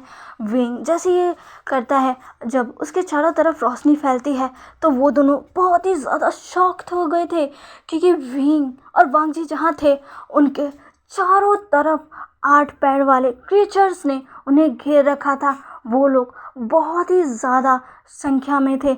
वांग जी जो कि देखकर कहता है मुझे तो पता ही नहीं था कि मैं इतने देर से इनके बीच घिरा हुआ हूँ। विंग कहता है वांग जी जल्दी से मशाल की आग से घेरा बनाओ। वांग जी कहता है जी। इतना कहते हुए वांग जी जल्दी से उनके आगे घेरा बना देता है और विंग और भी अपनी स्पिरिचुअल एनर्जी का यूज़ कर रोशनी को और भी जगह फैला देता है, जिससे धीरे धीरे वो क्रिएचर्स धुएं में उड़ने लगते हैं। कोई भी उनके पास तो नहीं आ पाता क्योंकि रोशनी बहुत ही ज़्यादा थी। लेकिन तभी एक बड़ी सी चीज़ उन पर हमला करती है, जिससे विंग और वांग जी दूर जाकर गिरते हैं। वो एक बड़ा दानव था जो कि उन्हीं की तरह था, पर साइज़ में काफ़ी ज़्यादा बड़ा और काफ़ी ज़्यादा ताकतवर। विंग जब उसे देखता है तो कहता है ये तो सबसे अलग है। वांग जी जब देखता है तो कहता है ओह माय गॉड सिजुन। विंग कहता है जल्दी उठो। इतना कहकर विंग और वांग जी जल्दी उठते हैं। वांग जी उस मशाल को लेता है और आगे बढ़ने लगता है। वो क्रिएचर जो कि विंग पर अटैक तो कर रहा था, पर रोशनी का असर उस पर भी हो रहा था, ज़्यादा नहीं पर हाँ हो रहा था, जिससे वो दूर भाग रहा था। विंग और वांग जी उसका पीछा कर रहे थे। विंग और वांग जी उसका पीछा करते हुए बहुत आगे आ चुके थे और जब उन्हें वो क्रिएचर मिला, विंग ने अपने अंदर से एक और तलीजमन निकाला, अपनी रोशनी को और ज़्यादा बढ़ाया। उसने अपनी तलवार के साथ मिलकर हवा में फ्लाई किया। वांग जी भी उसके साथ था। विंग ने अब अपने पास से तीर निकाला। वांग जी के हाथों में रखी उस मशाल से उसने उस तीर को जलाया और फिर कुछ मंद पड़े से उसकी आग और बढ़ गई और सीधा उस क्रिएचर्स पर निशाना लगा दिया, जिससे उस क्रिएचर की बॉडी जलने लगी। विंग ने अब वांग जी को इशारा किया और वांग जी ने तुरंत जाकर अपनी मशाल से उस आग को उस क्रिएचर के पूरे शरीर में और भी ज़्यादा फैला दी, जिसकी वजह से वो क्रिएचर तुरंत ही ख़त्म हो गया। विंग और वांग जी ने जब ये देखा तब उन्हें राहत मिली। वांग जी ने कहा शिजुन हमने कर दिखाया। विंग ने बस हमें अपना सिर हिलाया, लेकिन तभी उनके ऊपर कुछ बूंद टपकी। वांग जी और विंग जब ये नोटिस करते हैं वो ऊपर की तरफ देखते हैं, जहाँ से अब बारिश स्टार्ट हो चुकी थी। विंग कहता है जल्दी चलो, हमें अपने रुकने के लिए कुछ ढूंढना होगा, बारिश बहुत तेज़ होने वाली है। वांग जी कहता है जी सुजुन। विंग और वांग जी इधर उधर जाते हैं, उन्हें एक केव नज़र आती है तो विंग जल्दी से वांग जी को लेकर उसी केव में चला जाता है। बारिश बहुत ही ज़्यादा हो चुकी थी। गनीमत ये थी कि उन्हें रास्ते में कुछ सूखी लकड़ियाँ मिल गई थी और वो अपने साथ उसे ले आए थे। वांग जी ने उस सूखी लकड़ियों को इकट्ठा कर कर जलाया और अब वो लोग आग के बीच थे। उसने उस मशाल को भी जलते हुए साइड में रख दिया था। विंग जो कि वहीं पर बैठा हुआ था, वांग जी विंग को ही देखे जा रहा था। विंग जब भी नोटिस करता है तो वो कहता है तुम मुझे ऐसे क्यों देख रहे हो। तभी वांग जी कहता है शिजुन आप सच में अमेजिंग हो, आप जैसा कोई भी नहीं। विंग जो कि स्माइल करता है और कहता है ऐसा नहीं है, सभी अपने आप में अद्भुत है, कभी भी खुद को किसी से कम मत समझना। वांग जी जब ये सुनता है तो कहता है आपकी यही बात तो मुझे सबसे ज़्यादा पसंद है शिजुन, आप बहुत अच्छे हो, सबसे अलग हो, लेकिन कभी भी आपको किसी भी चीज़ का घमंड नहीं है। शिजुन इतना कहते हुए वांग जी विंग के और भी ज़्यादा करीब आ जाता है। वांग जी को अपने इतना ज़्यादा करीब देखकर विंग थोड़ा सा नर्वस हो जाता है। ज़िंदगी में पहली बार वो किसी चीज़ से नर्वस हुआ था। वो तुरंत ही अपनी फेस को दूसरी साइड करता है और कहता है हाँ।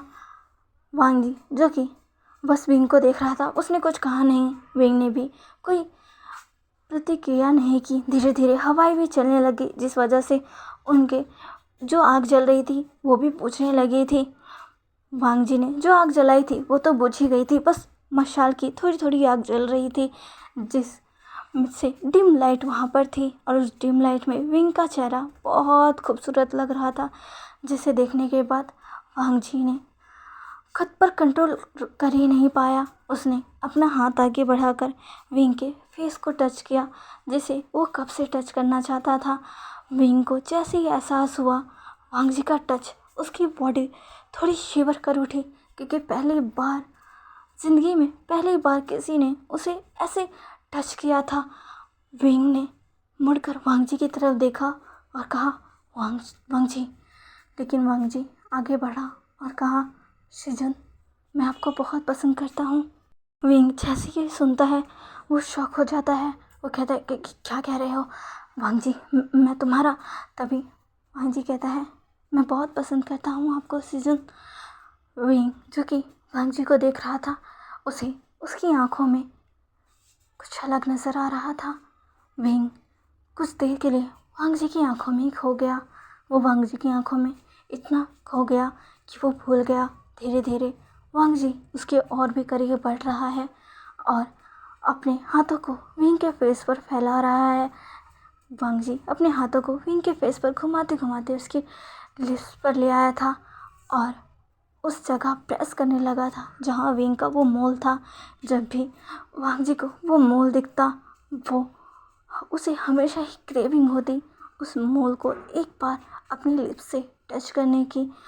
वांग जी हमेशा ही खुद को समझाया करता कि उसे ऐसा नहीं सोचना चाहिए, विंग उसका शिजुन है और वो ऐसी चीज़ें कैसे सोच सकता है, पर क्या करे, वो खुद पर कंट्रोल ही नहीं कर पाता। और आज तो विंग उसके सामने है। विंग की बारिश में थोड़े से कपड़े गीले भी हो गए थे, जिस वजह से उसके कपड़े उसकी बॉडी पर चिपक गए थे और थोड़ी सी उसकी बॉडी विजिबल हो रही थी, जो वांग जी को उसकी तरफ और खींच रही थी। वांग जी अब खुद पर कंट्रोल नहीं कर पाया और धीरे धीरे आगे बढ़कर उसने विंग को वहीं पर किस किया जहाँ उसका मोल था, जिससे विंग स्टिप वहीं पर जम गया। उसे कुछ सूझा ही नहीं। विंग के हाथ जो कि कांपने लगे, लेकिन वांग जी ने तुरंत ही उन हाथों पर अपना हाथ रखा और आगे बढ़कर विंग के पूरे लिप्स को अपने लिप्स से कैप्चर कर लिया। विंग ने जैसे ही अपना हाथ आगे बढ़ाया वांग जी को रोकने के लिए, लेकिन वांग जी ने विंग को पकड़कर आगे बढ़ा, जिस वजह से विंग डिसबैलेंस होकर नीचे गिरा और वांग जी उसके ऊपर आ गया। लेकिन उसने तब भी विंग को नहीं छोड़ा और अब वांग जी उसी सिचुएशन में विंग को बहुत ही ज़्यादा पैशनेटली किस करने लगा था। विंग जो कि बहुत ही ज़्यादा शॉक हो गया था, क्योंकि पहली बार किसी ने उसको छुआ और इस हद तक छुआ जिससे विंग आज पहली बार अपने होश गंवा बैठा। उसने वांग जी को थोड़ी देर अपने से दूर करने की कोशिश तो की, पर वो भी अपना होश खो बैठा। उसने अपनी आंखें बंद कर ली और वांग जी को वो करने दिया जो वांग जी करना चाहता था। वांग जी ने विंग के पूरे लिप्स को एक्सप्लोर किया, उसके माउथ को उसे लिक किया। धीरे धीरे अपने हाथों को विंग की बॉडी पर घुमाया। दोनों का केस बहुत देर तक चलता रहा, तब तक जब तक दोनों ब्रीथ आउट नहीं हो गए। जैसे ही दोनों ब्रीथ आउट हो गए, वांग जी ने विंग के लिप्स को छोड़ा। विंग बहुत गहरी गहरी सांसें ले रहा था। वांग जी ने अपने और विंग के फोरहेड्स को एक दूसरे से कनेक्ट कर दिया। विंग जो कि गहरी सांस ले रहा था, तभी उसके कान में वांग जी की वॉइस आती है जो कि कह रही थी, मैं आपसे बहुत प्यार करता हूँ, आपसे बहुत प्यार करता हूँ सिजुन। जैसे ही वो सुनता है सिजुन, उसे याद आता है उन दोनों के बीच के रिश्ता। वो तुरंत ही अपने होश में, अपने सेंसेस में वापस आ चुका था। वो वांग जी को खुद से दूर करता है और कहता है, ये तुमने क्या किया वांग जी? वांग जी कहते हैं कि क्या हुआ सिजुन? विंग जो कि वांग जी को घूर कर देखता है। इस बार उसकी आंखों में वांग जी के लिए गुस्सा था। पहली बार विंग की आंखों में वांग जी ने खुद के लिए गुस्सा देखा था। वो कहता है सिजुन, तभी विंग कहता है, मुझसे दूर रहो। क्या तुम भूल गए मैं कौन हूँ? हम दोनों का रिश्ता? तुम मेरे स्टूडेंट हो, मैं तुम्हारा टीचर, इससे ज़्यादा कुछ भी नहीं। तुम्हारे दिमाग में जो भी विचार आए हैं उन सबको दूर कर दो, हमारे बीच कुछ नहीं हो सकता। तभी वांग जी कहता है, क्यों सिजुन? मैं आपसे बहुत प्यार करता हूँ और मुझे पता है आप भी मुझे। तभी विंग कहता है, बिल्कुल भी नहीं। वांग जी कहता है, आप झूठ मत बोलिए सिजुन, आज ये साफ हो गया आप सच में मुझे पसंद करते हैं, वरना आप इस तरह मेरे प्यार में खो नहीं जाते। विंग कहता है, चुप रहो वांग जी, खबरदार अगर तुमने आइंदा से ऐसी हरकत की तो, अगर तुमने फिर से ये चीज़ की तो देख लेना, मैं तुम्हें तुरंत ही तुम्हारे घर भेज दूंगा। कहते हुए विंग वहाँ से उठकर बाहर चला जाता है। वांग जी कहता है, शिजुन बाहर मत जाइए, पर विंग बिल्कुल भी नहीं सुनता क्योंकि उसका वहाँ रहना बहुत ही ज़्यादा मुश्किल हो गया था। वांग जी उस मशाल को लेकर आगे विंग के पीछे बढ़ जाता है। बारिश जो कि थोड़ी सी रुक चुकी थी पर धीमे धीमे बरस रही थी और हवा अभी भी चल रही थी। वांग जी जैसे उस मशाल को लेकर बाहर आया, वो मशाल बुझने लगी थी। वांग जी कहता है, सिजुन, पर विंग बिल्कुल भी नहीं सुनता। वांग जी आगे बढ़ता ही है कि उसकी मशाल बुझ जाती है। वांग जी विंग को रोकने जाता है, लेकिन तभी उसे कुछ और लोगों की आवाज़ आती है जो कि उन्हीं के डिसिपल्स थे, जो कि विंग और वांग जी को ढूंढ रहे थे। उन्हें अपने टीचर की चिंता हो रही थी। फाइनली वो लोग विंग को ढूंढ चुके थे। जिंगे जल्दी से विंग के पास आता है, कहता है, सिजुन आप ठीक हो ना? तभी विंग कहता है, हाँ मैं ठीक हूँ, तुम लोग? तभी जिंगे कहता है, हम भी ठीक हैं, बारिश होने की वजह से हम एक जगह रुक गए थे। विंग कहता है, बिल्कुल सही किया तुमने, हम भी इसी वजह से यहाँ थे। चलो अब अपने वापस चलते हैं, कल सुबह हम अब वापस अपने क्लैन लौट जाएंगे। जिस पर जिंगी कहता है, जी मास्टर चलिए। विंग अब जिंगी के साथ ही चला जाता है। वो वांग जी को पीछे मुड़कर एक नज़र भी नहीं देखता, जिससे वांग जी को बुरा तो लगता है पर वो कुछ नहीं कहता और बस विंग के पीछे पीछे चलने लगता है। उस समय से विंग ने वांग जी से बिल्कुल भी बात नहीं की। विंग अपने इन में गया, अपने आप को अच्छे से फ्रेश किया, अपने उस ख्याल को अपने दिमाग से निकाले। उसने जो किया आज उसके लिए उसे बहुत पछतावा था। उसने क्यों नहीं रोका, उसने वांग जी को क्यों नहीं रोका, वो क्यों खो गया? वो विंग का स्टूडेंट है, वो अपने स्टूडेंट के साथ वैसे रिश्ते में नहीं आ सकता। विंग यही सब सोच रहा था और अपने आप को शांत कर रहा था। इधर दूसरी तरफ वांग जी सोच रहा था कि उसने गलत क्या किया। विंग भी उसे पसंद करता है, वो जानता है, पर वो क्यों भाग रहा है? वांग जी को समझ नहीं आ रहा था, क्या इस वजह से कि वो उसका स्टूडेंट है? वांग जी यही सब सोच रहा था। ऐसे ही वो रात बीतती है। सुबह सभी लोग अपने क्लैन के लिए वापस निकल चुके थे। क्लैन पहुंचकर भी विंग ने वांग जी से कोई बात नहीं की, वो सीधा अपने रूम की तरफ चला गया। वांग जी ने कई बार विंग से बात करने की कोशिश तो की, लेकिन विंग ने वांग जी से बिल्कुल भी बात नहीं की। उस दिन के बाद से काफ़ी दिन विंग ने वांग जी से बात भी नहीं की। वो बस अपनी क्लास लेता और तुरंत ही वहाँ से चला जाता। वांग जी की एक बात भी नहीं सुनता। वांग जी हमेशा ही कोशिश करता रहता कि वो विंग से बात करे, पर विंग हमेशा कोई ना कोई बहाना बना देता, जिससे वांग जी बहुत ही ज़्यादा परेशान हो चुका था। आज वे क्लैन में एक फेस्टिवल था जिसे सभी लोग सेलिब्रेट करते थे। कि नया साल आने वाला था। नए साल से पहले वो इस फेस्टिवल को मनाते हैं ताकि उनका आने वाला नया साल काफ़ी अच्छा जाए। जितने भी चीज़ें उन्होंने इस साल भुगती है वो उस साल ना हो, अगले नया साल उनके लिए खुशियों भरा हो।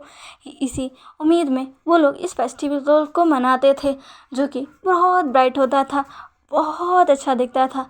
सभी स्टूडेंट जो कि तैयार हो चुके थे आज के फेस्टिवल में जाने के लिए, विंग भी रेडी था क्योंकि वो भी बाकी के शिक्षकों के साथ उसी फेस्टिवल में जा रहा था। क्योंकि उस फेस्टिवल में काफ़ी सारी चीज़ें होती है, काफ़ी सारे कंपटीशन भी होते हैं जिसमें उनके स्टूडेंट भी भाग लेते हैं। और अगर उस बीच उनके टीचर रहते हैं तो उन्हें बहुत अच्छा लगता है। अपने स्टूडेंट्स को सपोर्ट करने के लिए, उनकी हिम्मत बढ़ाने के लिए वो भी जाते हैं। ऐसे ही विंग झिंगे के साथ था, वो जा रहा था, तभी वहाँ पर वांगजी आ जाता है। वांगजी को देखकर विंग अपनी नज़रों को दूसरी तरफ कर लेता है। जैसे वांगजी देखता है उसे अच्छा तो नहीं लगता, पर वो कुछ नहीं कहता। झिंगे वांगजी से कहता है, वांगजी तुम आ गए, चलो मैं और सिजुन जा ही रहे थे। वांगजी कहता है अब वांगजी उन्हीं के साथ उस फेस्टिवल में जाता है। चारों तरफ पूरे रंग बिरंगी लाइट्स थी। वांगजी सभी को देखकर कह रहा था, ये कितना खूबसूरत लग रहा है। झिंगे कहता है, हाँ बिल्कुल, पता है ये जगह मुझे सबसे ज़्यादा पसंद है, कितनी खूबसूरत लग रही है ना, आज तो ये सबसे ज़्यादा खूबसूरत लगती है। तभी वांगजी कहता है पर एक चीज़ से ज़्यादा नहीं। जैसे वांगजी कहता है, झिंगे कहता है कौन सी चीज़। वांगजी हंसता है और कहता है वो तो तुम्हें बाद में बताऊँगा। इसे कहकर वांगजी विंग की तरफ देखता है, जिसे विंग गुस्से में वांगजी को घूरता है और दूसरी तरफ फेस कर लेता है। वांगजी तो किस पर स्माइल करता है। धीरे धीरे वो लोग उस फेस्टिवल में जैसे घूमते हैं। वांगजी भी कुछ कंपटीशन में भाग लेता है जिसमें वो जीत जाता है। ऑब्वियसली वो स्वॉर्ड फाइटिंग थी और कुछ आपकी नॉलेज को पहचानने के गेम थे जिसमें बस दिमाग का यूज़ था, जिसमें वांगजी जीत जाता है और जिसमें उसका विरोधी और कोई नहीं बल्कि शोमिंग ही था। और शोमिंग वांगजी से बुरी तरीके से हार गया था, जिससे सब उसका मजाक उड़ा रहे थे। शोमिंग को बहुत गुस्सा आ रहा था, उसने कहा कि वो वांगजी को छोड़ेगा नहीं। ऐसे ही सभी वहाँ पर एंजॉय कर रहे थे। वांगजी जो कि मौका चाहता था कि विंग कब अलग हो झिंगे से। जैसे ही झिंगे कुछ चीज़ों के लिए आगे बढ़कर बाकियों के डिसेबल्स के साथ जाता है, वांगजी को मौका मिल जाता है। वो तुरंत ही विंग का हाथ पकड़ता है और उसे वहाँ से खींचते हुए ले जाता है, सबकी नज़रों से बचाते हुए। विंग वांगजी को मना तो कर रहा था, पर वांगजी ने उसे ज़बरदस्ती खींचते हुए दूसरी साइड ले आया था। वांगजी को लगा कि उसे किसी ने नहीं देखा, पर किसी ने उसे देख लिया था। वो पर्सन कौन था वो तो हमें आगे पता चलेगा। वांगजी ने खींचकर विंग को एक साइड लाया, एक ट्री पर पुश किया और कहा, आप मेरे साथ ऐसा क्यों कर रहे हैं सेजुन? मैंने कितनी बार कोशिश की आपसे बात करने की, पर आप मुझसे दूर क्यों भाग रहे हैं? तभी विंग कहता है, वांगजी छोड़ो मुझे, जाने दो, अगर किसी ने देख लिया तो बहुत बड़ी मुसीबत हो जाएगी। तभी वांगजी कहता है, क्यों क्यों क्यों सेजुन, आप ऐसा क्यों कर रहे हैं? मैं स्टूडेंट हूँ और आप टीचर हो, इस वजह से हमारे बीच काफ़ी लंबा एज गैप है, इस वजह से। विंग कहता है, नहीं, बल्कि इस वजह से क्योंकि तुम्हारा एक फ्यूचर है और तुम जानते हो जो चीज़ तुम चाहते हो वो नहीं हो सकती। इस चीज़ को यहाँ लोग कितना गंदा समझते हैं। वांगजी कहता है, सिजुन आप ही ने मुझे सिखाया है कि कोई भी चीज़ बुरी नहीं होती जब तक उसे अच्छी नज़रों से ना देखो। सिजुन मैं आपसे प्यार करता हूँ, मुझे पता है आप भी करते हो, फिर आप क्यों दूर भाग रहे हो? सिजुन सिजुन आप प्लीज़ ऐसा मत कीजिए, मैं आपसे दूर नहीं रह सकता। सिजुन प्लीज़ प्लीज़, मैं आपसे वादा करता हूँ मैं कोई भी ऐसा काम नहीं करूँगा जिससे आपको हर्ट हो। सिजुन प्लीज़ एक बार कहिए ना कि आप भी मुझसे प्यार करते हो, आप भी मुझे पसंद करते हो। मैं जानता हूँ, लेकिन मैं आपके मुझसे सुनना चाहता हूँ। विंग कहता है, ये तुम क्या कह रहे हो वांगजी? तुम्हें गलतफहमी हुई है, मैं ऐसा बिल्कुल भी नहीं करता, तुम मेरे स्टूडेंट हो, इससे ज़्यादा कुछ भी नहीं। वांगजी को ये सुनकर गुस्सा आता है। वो विंग को वॉल पर पिन कर उसके करीब आता है और कहता है, क्या सच में मैं सिर्फ स्टूडेंट हूँ, इससे ज़्यादा कुछ नहीं? विंग कहता है, हाँ इससे ज़्यादा कुछ नहीं, समझ गए तुम? जैसे ही वांगजी ये सुनता है वो कहता है, नहीं मैं इससे बढ़कर हूँ, मैं आपका प्रेमी हूँ। जैसे ही वांगजी ये कहता है विंग वांग जी की तरफ घूर कर देखता कहता है नहीं वांग जी तुम। तभी वांग जी विंग को उसकी कमर से पकड़कर अपनी तरफ खींचता है, उसे वहीं ट्री पर पिन करते हुए कहता है मैं आपसे बहुत प्यार करता हूँ, आप मेरे हो, सिर्फ मेरे, और मैं आपको अपना बना कर रहूँगा। विंग कहता है वांग जी मुझे छोड़ दो। वांग जी जो कि विंग को ही देख रहा था, तभी वांग जी कहता है सिजुन। इतना कहते हुए वो विंग के फोरहेड्स को खुद के फोरहेड से कनेक्ट करता है और कहता है आप सिर्फ मेरे हो, मैं आपसे बहुत प्यार करता हूँ। विंग जो इस चीज़ से शिवर कर उठता है वो कहता है वांग जी नहीं। तभी वांग जी कहता है हाँ मैं अब आपसे और दूर नहीं रह सकता। ऐसा कहते हुए वांग जी तुरंत ही विंग के लिप्स को फिर से अपने लिप्स से ग्रैब कर लेता है और उसे पैशनेट किस करने लग जाता है। विंग रोकता है पर वांग जी नहीं रुकता और वहीं पर किस करने लग जाता है।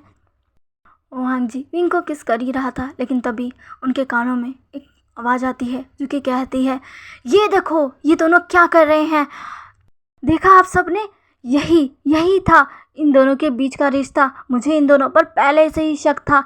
ये विंग वैसा बिल्कुल भी नहीं है जैसा हमको दिखाता है। देखो इसकी घिनौनी परछाई, देखो इसका गंदा रूप।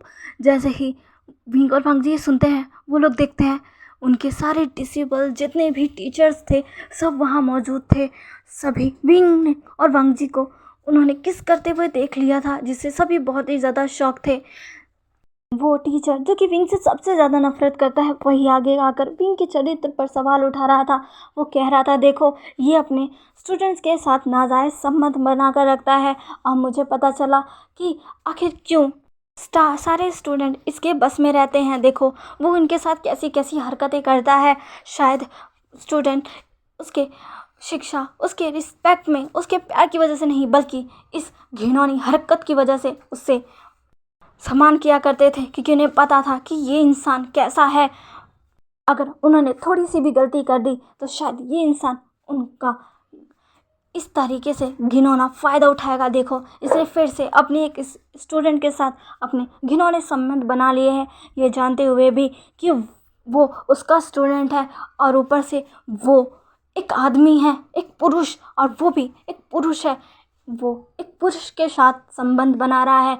वो बहुत ही ज़्यादा घिनौना गिरा हुआ है। ऐसे पर्सन को हम इस शिजुन का दर्जा देंगे, एक मास्टर का। अगर ये मास्टर होगा तो पता नहीं स्टूडेंट पर क्या असर पड़ेगा।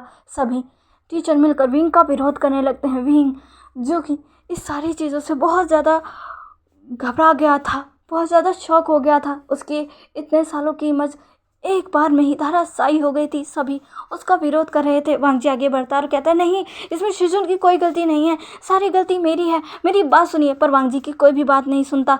एक टीचर तो आगे आकर वांग जी को दूर धक्का दे देता और कहता है तुम चुप रहो लड़के, बात यहाँ इस वी उशान की हो रही है जिसने हमारे पूरे क्लैन को शर्मसार कर दिया।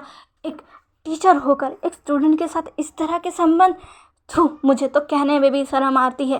वांग जी को बहुत गुस्सा आ रहा था सब पर। विंग जो कि किसी से भी अपनी नज़रें नहीं मिला पा रहा था, दूर खड़ा शो मिंग भी ये देख रहा था, क्योंकि वही था जो इन सबको यहाँ लेकर आया था। उसने तो ये सोचकर सबको यहाँ लाया था कि शायद वांग जी कुछ फिरौती दे रहा है, विंग से कुछ कह रहा है, शायद कुछ ऐसा कर रहा है जिससे विंग सारे स्टूडेंट में उसका रुतबा और भी बढ़ा दे। पर उसको ये उम्मीद नहीं थी कि उसे भी यहाँ ये चीज़ देखने को मिलेगी। वो भी यहाँ शौक था पर उसने कुछ भी नहीं कहा। शायद वो खुश भी था, क्योंकि सच में वांग जी की वजह से उसकी बहुत इंसल्ट हुई थी और विंग भी हमेशा वांग जी का ही सपोर्ट करता था। इस वजह से उसने भी कुछ भी नहीं कहा और बस दूर खड़ा देखता रहा। अब सीन पलटता है और हमें मॉर्निंग का सीन दिखाया जाता है, जहाँ पर विंग को एक बंदी की तरह सभी के सामने, उनके ही क्लैन लीडर के सामने बैठाया गया था। विंग को बांध रखा था, घुटने के बल बैठाया हुआ था। उसके कपड़े अस्त व्यस्त थे, उसकी हालत भी ठीक नहीं थी। वांग जी जो कि वहाँ पर सबसे कह रहा था नहीं शिजुन को छोड़ दो, शिजुन की कोई गलती नहीं है, सारी गलती मेरी है, पर सभी ने उसके हाथ पैरों को पकड़ा हुआ था। क्लैन लीडर विंग को देखते हैं और कहते हैं वे वो शान, हमने यहाँ पर तुम्हें एक बहुत बड़ा रुतबा दिया था, तुम्हें एक बहुत बड़ी जिम्मेदारी दी थी, ये सोचकर कि तुम भूषण शरण के शिष्य हो और तुम अपना ज्ञान अगर बाकी स्टूडेंट में भी बांटोगे तो इससे ज्ञान को बढ़ावा मिलेगा। मैंने तुम्हें इतनी अच्छी पोजीशन दी, यहाँ के सबसे अच्छे शिक्षक की पोजीशन, पर तुमने क्या किया? उस पोजीशन का गलत फ़ायदा उठाया, अपने ही स्टूडेंट के साथ नाजायज़ संबंध माना है। जैसे ही क्लास लीडर ये कहता है, अब सारे टीचर मिलकर विंग का विरोध करने लगते हैं, कहने लगते हैं कि ये बहुत गिरा हुआ है, इसे ज़िंदा रहने का हक नहीं है, इसे मार दो। अगर ये इंसान ज़िंदा रहा तो पता नहीं और कितने बच्चों की ज़िंदगी ख़राब कर देगा, ये टीचर कहलाने के लायक नहीं है, और भी बहुत सी चीज़ें, जिस वजह से अब क्लैन लीडर फैसला करते हैं कि जो वांग जी है वो जहाँ से आया है उसे आज वहाँ जाना होगा। और विंग को उन्होंने सबके कहने अनुसार मौत की तो नहीं, पर हाँ विंग को उसकी पोजीशन से हटा दिया था और विंग को देश निकाला दे दिया था, जिससे वो सारे टीचर खुश नहीं थे, क्योंकि वो तो सीधा यही चाहते थे कि विंग का इस दुनिया से नाम ही मिट जाए, ताकि उनसे टक्कर लेने के लिए कोई रहे ही ना। विंग ने सभी चीज़ों को स्वीकार कर लिया। जैसे ही सभा ख़त्म होती है, विंग को अब 2 पर्सन मिलकर उसके कॉटेज जहाँ वो रहा करता था वहाँ ले जाते हैं, क्योंकि अब विंग को यहाँ से अपना सारा सामान पैक कर कर बहुत ही दूर जाना है। इधर दूसरी तरफ वांग जी को भी उसके कॉटेज भेज दिया गया था, ताकि वो भी जल्दी से यहाँ से निकल जाए। वांग जी की आंखों में आंसू थे, वो विंग से मिलना चाहता था। जिंगे विंग वांग जी से मिलने उसके पास आता है। वो कहता है, तुमने ऐसा क्यों किया? मुझे पता है शिजुन निर्दोष है, उन पर सब झूठा इल्ज़ाम लगा रहे हैं। सभी पहले से ही शिजुन से बहुत चिढ़ा करते थे, अब उनको मौका मिल गया शिजुन पर उंगली उठाने का। तुमने ऐसा क्यों किया? सारी गलती तुम्हारी है। तभी वांग जी कहता है, हाँ तुम सही कह रहे हो, सारी गलती मेरी है जिंगे, मास्टर ने कुछ नहीं किया, शिजुन निर्दोष है। मैं सबको चीख चीख के बता रहा था, पर किसी ने मेरी नहीं सुनी। मैं था जो कि शिजुन के पास गया था, मैं था जिसने शिजुन से प्यार किया था। शिजुन ने तो मुझसे काफ़ी बार कहा था कि वो इस रिश्ते को स्वीकार नहीं करते, पर मैं नहीं माना। देखो मेरी ज़िद ने क्या कर दिया, मुझे माफ़ कर दो, मुझे एक बार शिजुन से मिलना है। प्लीज़ प्लीज़ जिंगे कुछ करो ना, प्लीज़ कुछ करो, वो हमेशा से मुझसे दूर चले जाएंगे, प्लीज़ जिंगे प्लीज़। इतना कहते हुए वांग जी जिंगे के कदमों में गिर जाता है। जिंगे जिसे बहुत ही गुस्सा आ रहा था, साथ ही उसकी आंखों से आंसू भी निकल रहे थे, क्योंकि विंग ने उसे उसके बचपन से संभाला था। जिंगे जब छोटा था तभी वो विंग के पास आया था, वो तब से विंग के साथ है जब से विंग एक टीचर भी नहीं था। जब विंग भूषण शरण से शिक्षा ग्रहण कर आया था तब जिंगे से मिला था, जो कि बेसहारा था, तब विंग ने ही उसे सहारा दिया था, और तब से जिंगे विंग के साथ है। जिंगे कहता है, ठीक है मैं कोशिश करता हूँ। इतना कहकर वो वांग जी को उठाता है। अब वो कोशिश करता है विंग के पास जाने की। वो कहता है कि वो बस एक बार विंग से मिलना चाहता है, फिर वो चला जाएगा, जिससे सभी मान जाते हैं। और जिंगे मौका देखते ही अपनी जगह वांग जी को भेज देता है। वांग जी जब विंग के पास पहुंचता है तो वो देखता है कि विंग जो कि एक नॉर्मल से क्लोथ में है, और उसने अपने सामान को पैक कर लिया है और वो बस यहाँ से जाने वाला है। विंग की हालत बहुत ही ज़्यादा ख़राब भी है, क्योंकि उसे कल से यहाँ के कारागृह में बंद किया हुआ था। विंग को उस सब से लाकर सीधा उसके कॉटेज नहीं बल्कि कारागृह में बंद कर दिया गया था, बिल्कुल एक दोषी की तरह, जैसे उसने किसी को मारा हो। और फिर सुबह उसे जब सभा शुरू हुई थी उसे क्लैन लीडर के पास ले जाया गया था, और फिर अब विंग यहाँ है। विंग को शाम तक का वक्त दिया गया है यहाँ से बाहर जाने का। विंग जो कि सब तैयार कर चुका था। वांग जी जो कि विंग के पास जाकर कहता है, शिजुन। विंग जैसी ही आवाज़ सुनता है वो उठकर पीछे मुड़कर देखता है तो वांग जी था, जिसकी आंखों में आंसू थे। वांग जी कहते हैं, मुझे माफ़ कर दीजिए शिजुन, सब मेरी गलती है। इतना कहते हुए वांग जी नीचे बैठ जाता है। वांग जी को ऐसे देखकर विंग वांग जी को खड़ा करता है और कहता है, इसमें तुम्हारी कोई गलती नहीं है। मैं जानता हूँ कि तुम्हारे दिल में मेरे लिए क्या है, पर यह समाज कभी भी हमें स्वीकार नहीं करेगा वांग जी, और तुम्हारी भी एक लंबी ज़िंदगी है, तुम्हें अपनी फैमिली बनानी है, मैं तुम्हारी ज़िंदगी ख़राब नहीं करना चाहता। तभी वांग जी कहता है, शिजुन क्या आप भी मुझसे प्यार करते हो? इस बार प्लीज़ झूठ मत बोलना।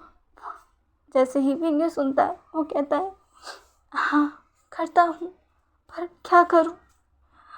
जो तुम चाहते हो वो मैं नहीं कर सकता।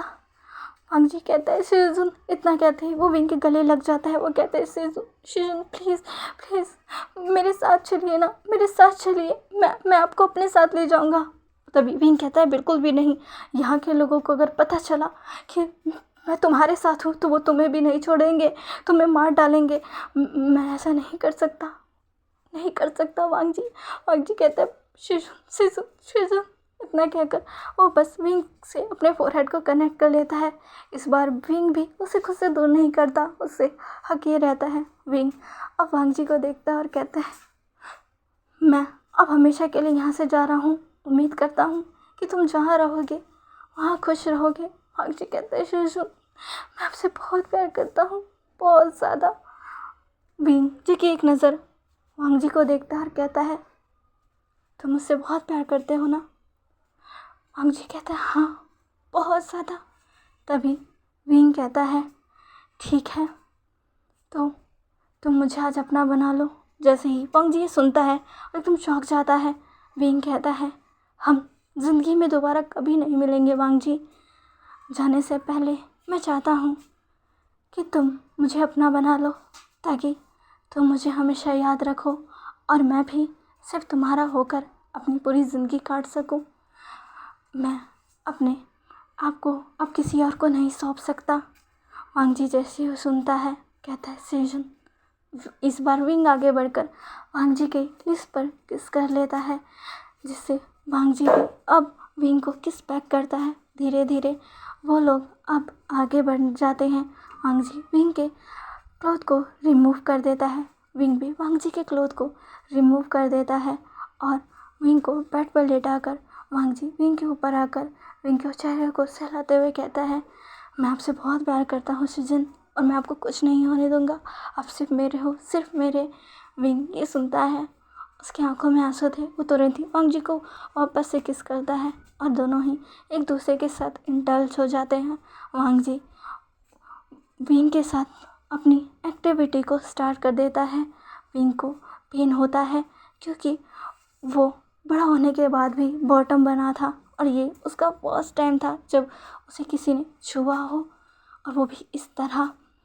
विंग और वांग जी अपनी एक्टिविटी को जारी रखते हैं और जब वो थक जाते हैं तो ऐसे ही सो जाते हैं।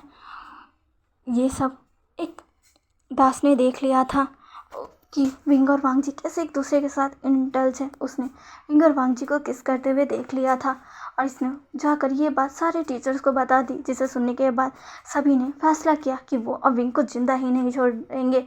वांग जी जब विंग के साथ था, लेटा हुआ था, तब उसे कुछ एहसास हुआ। वांग जी ने देखा सभी लोग बाहर थे और उनका घर चल रहा था। सभी ने विंग के कॉटेज को आग लगा दी थी ताकि विंग और वांग जी उसी में जलकर भस्म हो जाए, मर जाए। वो लोग इन दोनों को यहाँ नहीं चाहते थे। वो तो पहले ही विंग को पसंद नहीं करते थे, ऊपर से विंग के इस रिश्ते को कोई भी स्वीकार नहीं करता, इसलिए सबने आग लगा दी थी। और आग लगाने के बाद सभी लोग वहाँ से मुस्कुराते हुए चले गए थे। रात का समय था, लेकिन आग ऐसी लगी हुई थी कि चारों तरफ रोशनी ही रोशनी थी। वांग जी जल्दी से जाकर विंग को उठाने की कोशिश करता है, लेकिन विंग उठ ही नहीं रहा था। वांग जी बहुत ही ज़्यादा घबरा जाता है, बहुत ही ज़्यादा घबरा जाता है क्योंकि विंग उठ ही नहीं रहा था। विंग को वांग जी बहुत कोशिश करता है उठाने की, पर विंग उठ ही नहीं रहा था। वांग जी रोने लगता है। वो कहता है, शिजुन शिजुन। ऐसे ही वांग जी की चीखें उस रूम में गूंजती है और धीरे धीरे वो पूरा कॉटेज जलकर राख हो जाता है। जब सुबह सब वहाँ आते हैं तो देखते हैं कि पूरा कॉटेज जल गया है, कोई नहीं बचा है। सबने विंग के मरने पर विंग को श्रद्धांजलि दी। विंग के स्टूडेंट जो सच में विंग को चाहते थे, उन्हें बहुत दुख था कि वो अपने टीचर के लिए कुछ कर नहीं पाए और उनके टीचर ने इस तरह अपनी जान गंवा दी। शूमिंग जो कि बिल्कुल नहीं चाहता था कि विंग के साथ ये सब हो। आज उसे भी दुख हो रहा था कि क्यों क्यों क्यों वो सबको वहाँ लेकर गया। उसकी आंखों में भी आंसू थे, और वो जहाँ पर उसके स्टूडेंट्स ने मिलकर विंग की एक ग्रेव बनाई थी, ताकि वो विंग की एक निशानी को वहाँ रख सके। एक ग्रेव जिस पर विंग का नाम लिखा था, जहाँ पर वो सब जाकर विंग को आखिरी बार ग्रीट करते हैं, विंग को श्रद्धांजलि देते हैं, उससे माफ़ी मांगते हैं। शोमिंग तो सबसे ज़्यादा गिल्ट में था, इसलिए वो रो रो कर विंग से माफ़ी मांगता है। वो कहता है कि उसने कभी भी अपने शिजुन के बारे में ये सब नहीं सोचा था। वो हाँ अपने शिजुन से गुस्सा था, पर उसने कभी नहीं चाहा कि उसके शिजुन के साथ ऐसा कुछ हो जाए। वो सच में विंग को दिल से अपना शिजुन मानता था। उसने मेहनत की थी ताकि विंग उसे उसका स्टूडेंट एक्सेप्ट करे, क्योंकि वो सच में विंग से शिक्षा लेना चाहता था। विंग की शिक्षा के दौरान उसमें बहुत बदलाव भी आए थे, और शायद इसी वजह से आज वो बहुत गिल्टी था, बहुत गिल्टी था। पर अब बहुत देर हो चुकी थी, कोई भी कुछ भी नहीं कर पाया। विंग को आखिरी विदाई देकर सभी वहाँ से चले गए। उस दिन के बाद से झिंगई भी किसी को नज़र नहीं आया। सबको लगा कि शायद विंग की जुदाई के गम में उसने आत्महत्या कर ली, या वो भी विंग को बचाने के चक्कर में उसमें जलकर मर गया, या वो अब यहाँ से हमेशा के लिए जा चुका। किसी को कुछ नहीं पता था। यहाँ से एक हफ्ते बाद का सीन दिखाया जाता है, जहाँ पर एक पर्सन धीरे धीरे अपनी आंखों को खोलता है। जैसे ही वो अपनी आंखों को खोलने वाला होता है, एक पर्सन की आवाज़ आती है, शिजुन शिजुन शिजुन शिजुन शिजुन अपनी आंखें खोल रहे हैं, शिजुन अपनी आंखें खोल रहे हैं।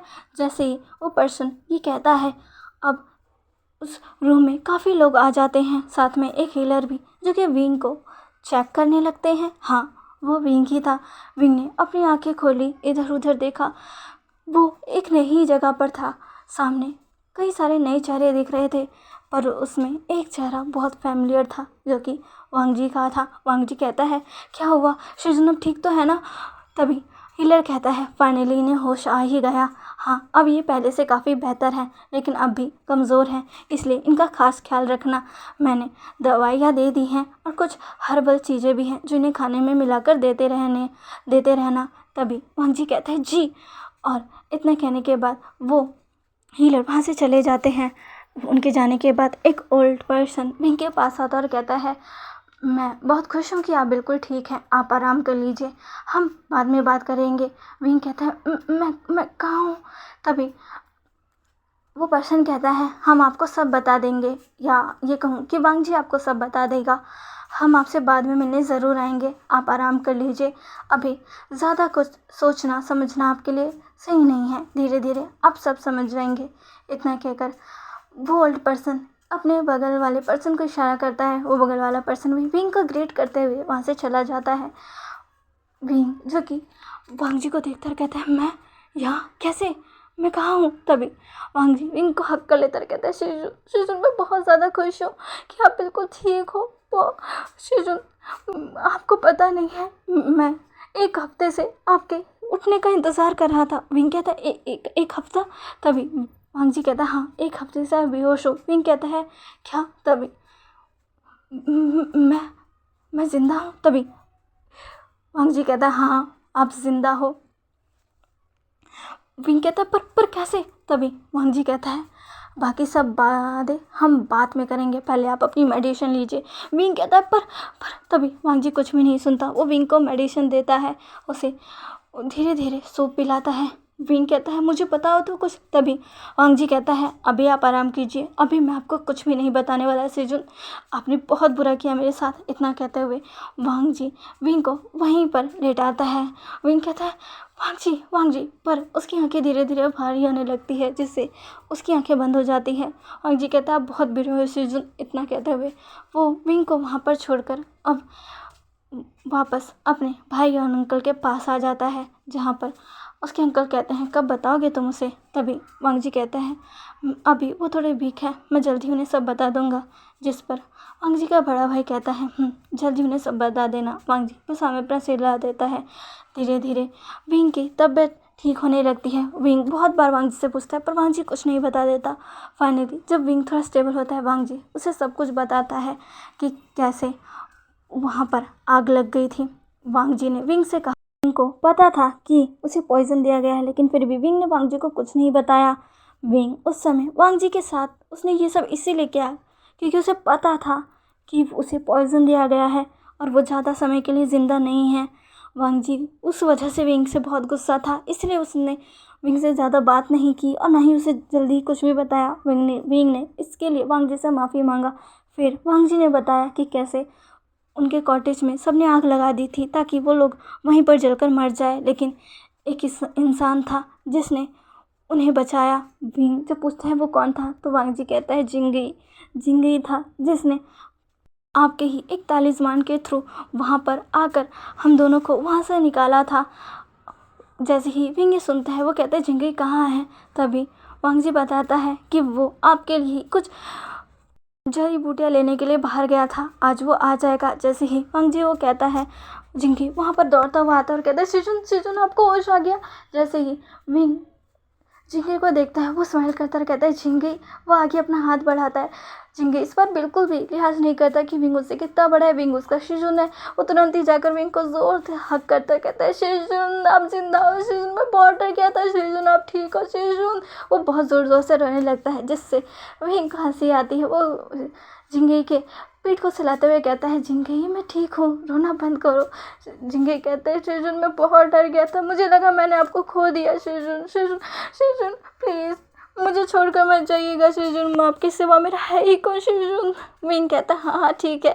जिंगी को इस तरह रोता देखकर विंग को हंसी आ रही थी, साथ में वांग जी को भी। वांग जी कहते तुम कैसे बच्चों की तरह रो रहे हो। तभी जिंगी कहता है ये क्या भी कौन रहा है जो कि पिछले 1 हफ्तों से बच्चों की तरह रो रहा है। जैसे ही विंगी सुनता है वो कहता है क्या। तभी जिंगी रोते हुए कहता है हाँ शिजुन आपको पता ही है पिछले 1 हफ्ते से रो रहा था, मेरे कानों में दर्द कर दिया था कि शिजुन को कब होश आएगा। वांग जी जब ये सुनता है वो कहता है नहीं बिल्कुल भी नहीं। विंग जो कि हंसता है और कहता है क्या तुम बच्चों की तरह रो रहे थे। वांग जी कहता है हाँ मैं रो रहा था, मुझे आपकी बहुत फिक्र थी। तभी जिंगी कहता है और मुझे भी शिजुन। विंग जो कि अपने इन 2 स्टूपिड से स्टूडेंट्स को देखकर बस हंसता है। विंग के चेहरे पर स्माइल देखकर वांग जी और जिंगी को सच में बहुत अच्छा लगता है। वांग जी ने विंग को अब जाकर अपनी सच्चाई बताई कि वो लैन क्लैन का सेकंड प्रिंस है। उसने अपनी आइडेंटिटी इसलिए छुपाई क्योंकि वो नहीं चाहता था कि वो एक राजकुमार के रूप में वहाँ जाए, वो बस एक नॉर्मल इंसान के रूप में वहाँ जाकर सबके साथ शिक्षा लेना चाहता था, जिससे विंग भी खुश हो जाता है। वांग जी से बता देता है कि वहाँ पर सबको लगता है कि विंग मर गया, पर वांग जी अब विंग को लैन क्लैन ले आया जहाँ पर विंग और वांग जी के रिश्ते से किसी को कोई ऑब्जेक्शन नहीं है, उल्टा तो सब बहुत खुश है विंग के यहाँ आने से, क्योंकि उन्होंने विंग की बहुत सी बातें सुनी थी और वो हमेशा ही विंग से मिलना चाहते थे। और अब विंग उनके ही क्लैन में रहेगा तो इससे ज़्यादा खुशी की बात हो भी कह सकती है। उसके अंकल ने तो उनकी 1 हफ्ते बाद शादी भी तय कर दी, जिससे विंग बहुत ही ज़्यादा शॉक हो जाता है। वो कहता है शादी। तभी वांग जी कहता है हाँ अब हम मेट तो बन ही चुके हैं, अब जल्दी से हस्बैंड एंड हस्बैंड भी बन जाते हैं। विंग जैसे ही सुनता है उसे याद आता है कि उसने वांग जी के साथ, वो ब्लश करने लगता है और अपना फेस दूसरी तरफ कर लेता है, जिससे वांग जी विंग के पास आकर कहता है अब शर्माने का टाइम गया, अब तो मैं आपको बिल्कुल नहीं छोड़ने वाला। विंग कहता है यू शेमलेस क्या कह रहे हो। तभी वांग जी कहता है बोलिए मत, वो आप ही थे जो सबसे पहले आगे आए थे। विंग कहता है वो तो। तभी वांग जी कहता है पता है वो किस वजह से था, पर अब मैं आपको छोड़ूंगा नहीं। इतना कहते हुए वांग जी एक नोटी से स्माइल देखकर विंग को आंख मारता है, जिससे विंग पूरी तरीके से शॉक हो जाता है। विंग को उम्मीद नहीं थी उसका ये स्टूडेंट ऐसा भी है। धीरे धीरे वक्त बीतता है, विंग सबसे मिलता है, लैन कुरैन से, लैन सिचुएन से। फाइनली 1 हफ्ते बाद विंग की वांग जी के साथ शादी होती है। विंग के और से बस जिंगी था जो उसका फैमिली मेम्बर था। जिंगी ने विंग को तैयार होने में हेल्प की थी और वो भी विंग के लिए बहुत ज़्यादा खुश था। वो भी विंग के साथ लैन क्लैन में ही अब रहने लगा था, क्योंकि वो तो विंग को छोड़कर अब कहीं जाने वाला नहीं है और उन्हें अब उस ब्लू क्लैन से कोई फ़र्क नहीं पड़ता जिन्होंने उनके साथ इतना गलत किया। फाइनली विंग और वांग जी की शादी होती है और वो दोनों अपने कॉटेज में थे, जहाँ पर वांग जी विंग को देखते हुए कहता है मैं बहुत खुश हूँ शिजुन, सच में ये किसी खूबसूरत सपने की तरह है। विंग जो कि वांग जी को देखता और कहता है, मेरे लिए भी, मैंने कभी नहीं सोचा था कि मैं ये भी देख पाऊँगा। मुझे तो लगा था कि उस पॉइजन की वजह से मैं जल्दी अपनी जान गंवा बैठूँगा। वांग जी कहता है, बिल्कुल भी नहीं, आप मेरी जान हो, अगर आपको कुछ हो गया तो फिर मैं भी नहीं रह पाऊँगा। विंग कहता है, ऐसा मत कहो। वांग जी कहता है, अच्छा, अब मैं उस चीज़ के लिए आपको पनिश तो कर ही सकता हूँ ना। विंग कहता है, क्या तुम अपने शिजुन को पनिश करोगे? तभी वांग जी कहता है, शिजुन को नहीं, अपने हस्बैंड को, जिसने मुझे इतनी तकलीफ दी है। तो शुरू करें? विंग कहता है कि क्या? वांग जी कहता है, वही। वहाँ तभी विंग कहता है, वांग जी विंग की एक बात भी नहीं सुनता, उसे पेट पर पिन कर देता है। उसके ऊपर आता कहता है, आज तो मैं आपको बताऊंगा कि आपका ये स्टूडेंट चीज़ क्या है। विंग जी से वांग जी से आज पहली बार घबराहट होने लगी थी। वांग जी अब तुरंत ही विंग के लिप्स को कैप्चर कर लेता है, धीरे धीरे उसके क्लॉथ रिमूव करता है और अपनी एक्टिविटी स्टार्ट कर देता है, जिसमें वो रफ था। जैसे विंग कहता है, वांग जी। तभी वांग जी कहता है, आज नहीं सीजन, आज आप पूरी तरीके से मेरे हो और आपकी पनिशमेंट भी तो बाकी है ना। इतना कहकर वो विंग के एयर को लिक करते हुए अपनी एक्टिविटी स्टार्ट कर देता है। और वो रात विंग के लिए बहुत ही ज़्यादा रब थी, वही नहीं आने वाली कई रातें, क्योंकि वांग जी तो हर रात विंग के साथ वो सब करता था, जिससे विंग हमेशा ही उससे थोड़ा चिड़चिड़ा रहता, उसे हमेशा ही कहता रहता कि वो बहुत बुरा है, जिससे वांग जी कहता है, सिर्फ आपके लिए। विंग कुछ नहीं कहता। विंग अपनी इस नई फैमिली में बहुत खुश था, क्योंकि सभी उससे बहुत प्यार करते थे, उसकी बहुत इज्जत करते थे। यहाँ पर कोई ऐसा सीन नहीं था कि तुमने एक मैन से शादी की है तो तुम एक बहुत ही गिरे हुए पर्सन हो। नहीं, सबके लिए शादी एक वैसे ही सम्मानित चीज़ थी जो एक औरत और आदमी के बीच होने पर होती है। विंग वहाँ भी अब एज अ शिजुन सबको शिक्षा देने लगा था। अब लैंड क्लैन के स्टूडेंट विंग से शिक्षा लिया करते थे, और विंग का सहायक कोई और नहीं बल्कि झिंग ही था। लैंड से चैन भी विंग को बहुत सम्मान करते थे, यहाँ तक कि कुरैन भी, जो विंग से काफ़ी बड़े थे। विंग अब उन्हें अंकल कहना स्टार्ट कर चुका था, क्योंकि वो रिश्ते में तो वही लगते हैं, और कुरैन ने खुद आगे बढ़कर कहा था। विंग बहुत खुश था अपनी नई फैमिली के साथ। और यहीं पर हमारी स्टोरी एंड होती है। ये स्टोरी कैसी लगी प्लीज़ प्लीज़ प्लीज़ मुझे कमेंट करके ज़रूर बताइएगा। और हाँ, प्लीज़ मेरे चैनल को लाइक, शेयर एंड सब्सक्राइब तो ज़रूर से कीजिएगा, ताकि मैं ऐसी ही न्यू वन शॉर्ट स्टोरीज आपके लिए लेकर आती रहूँ। ओके, मिलते हैं एक न्यू स्टोरी के साथ। Okay, bye.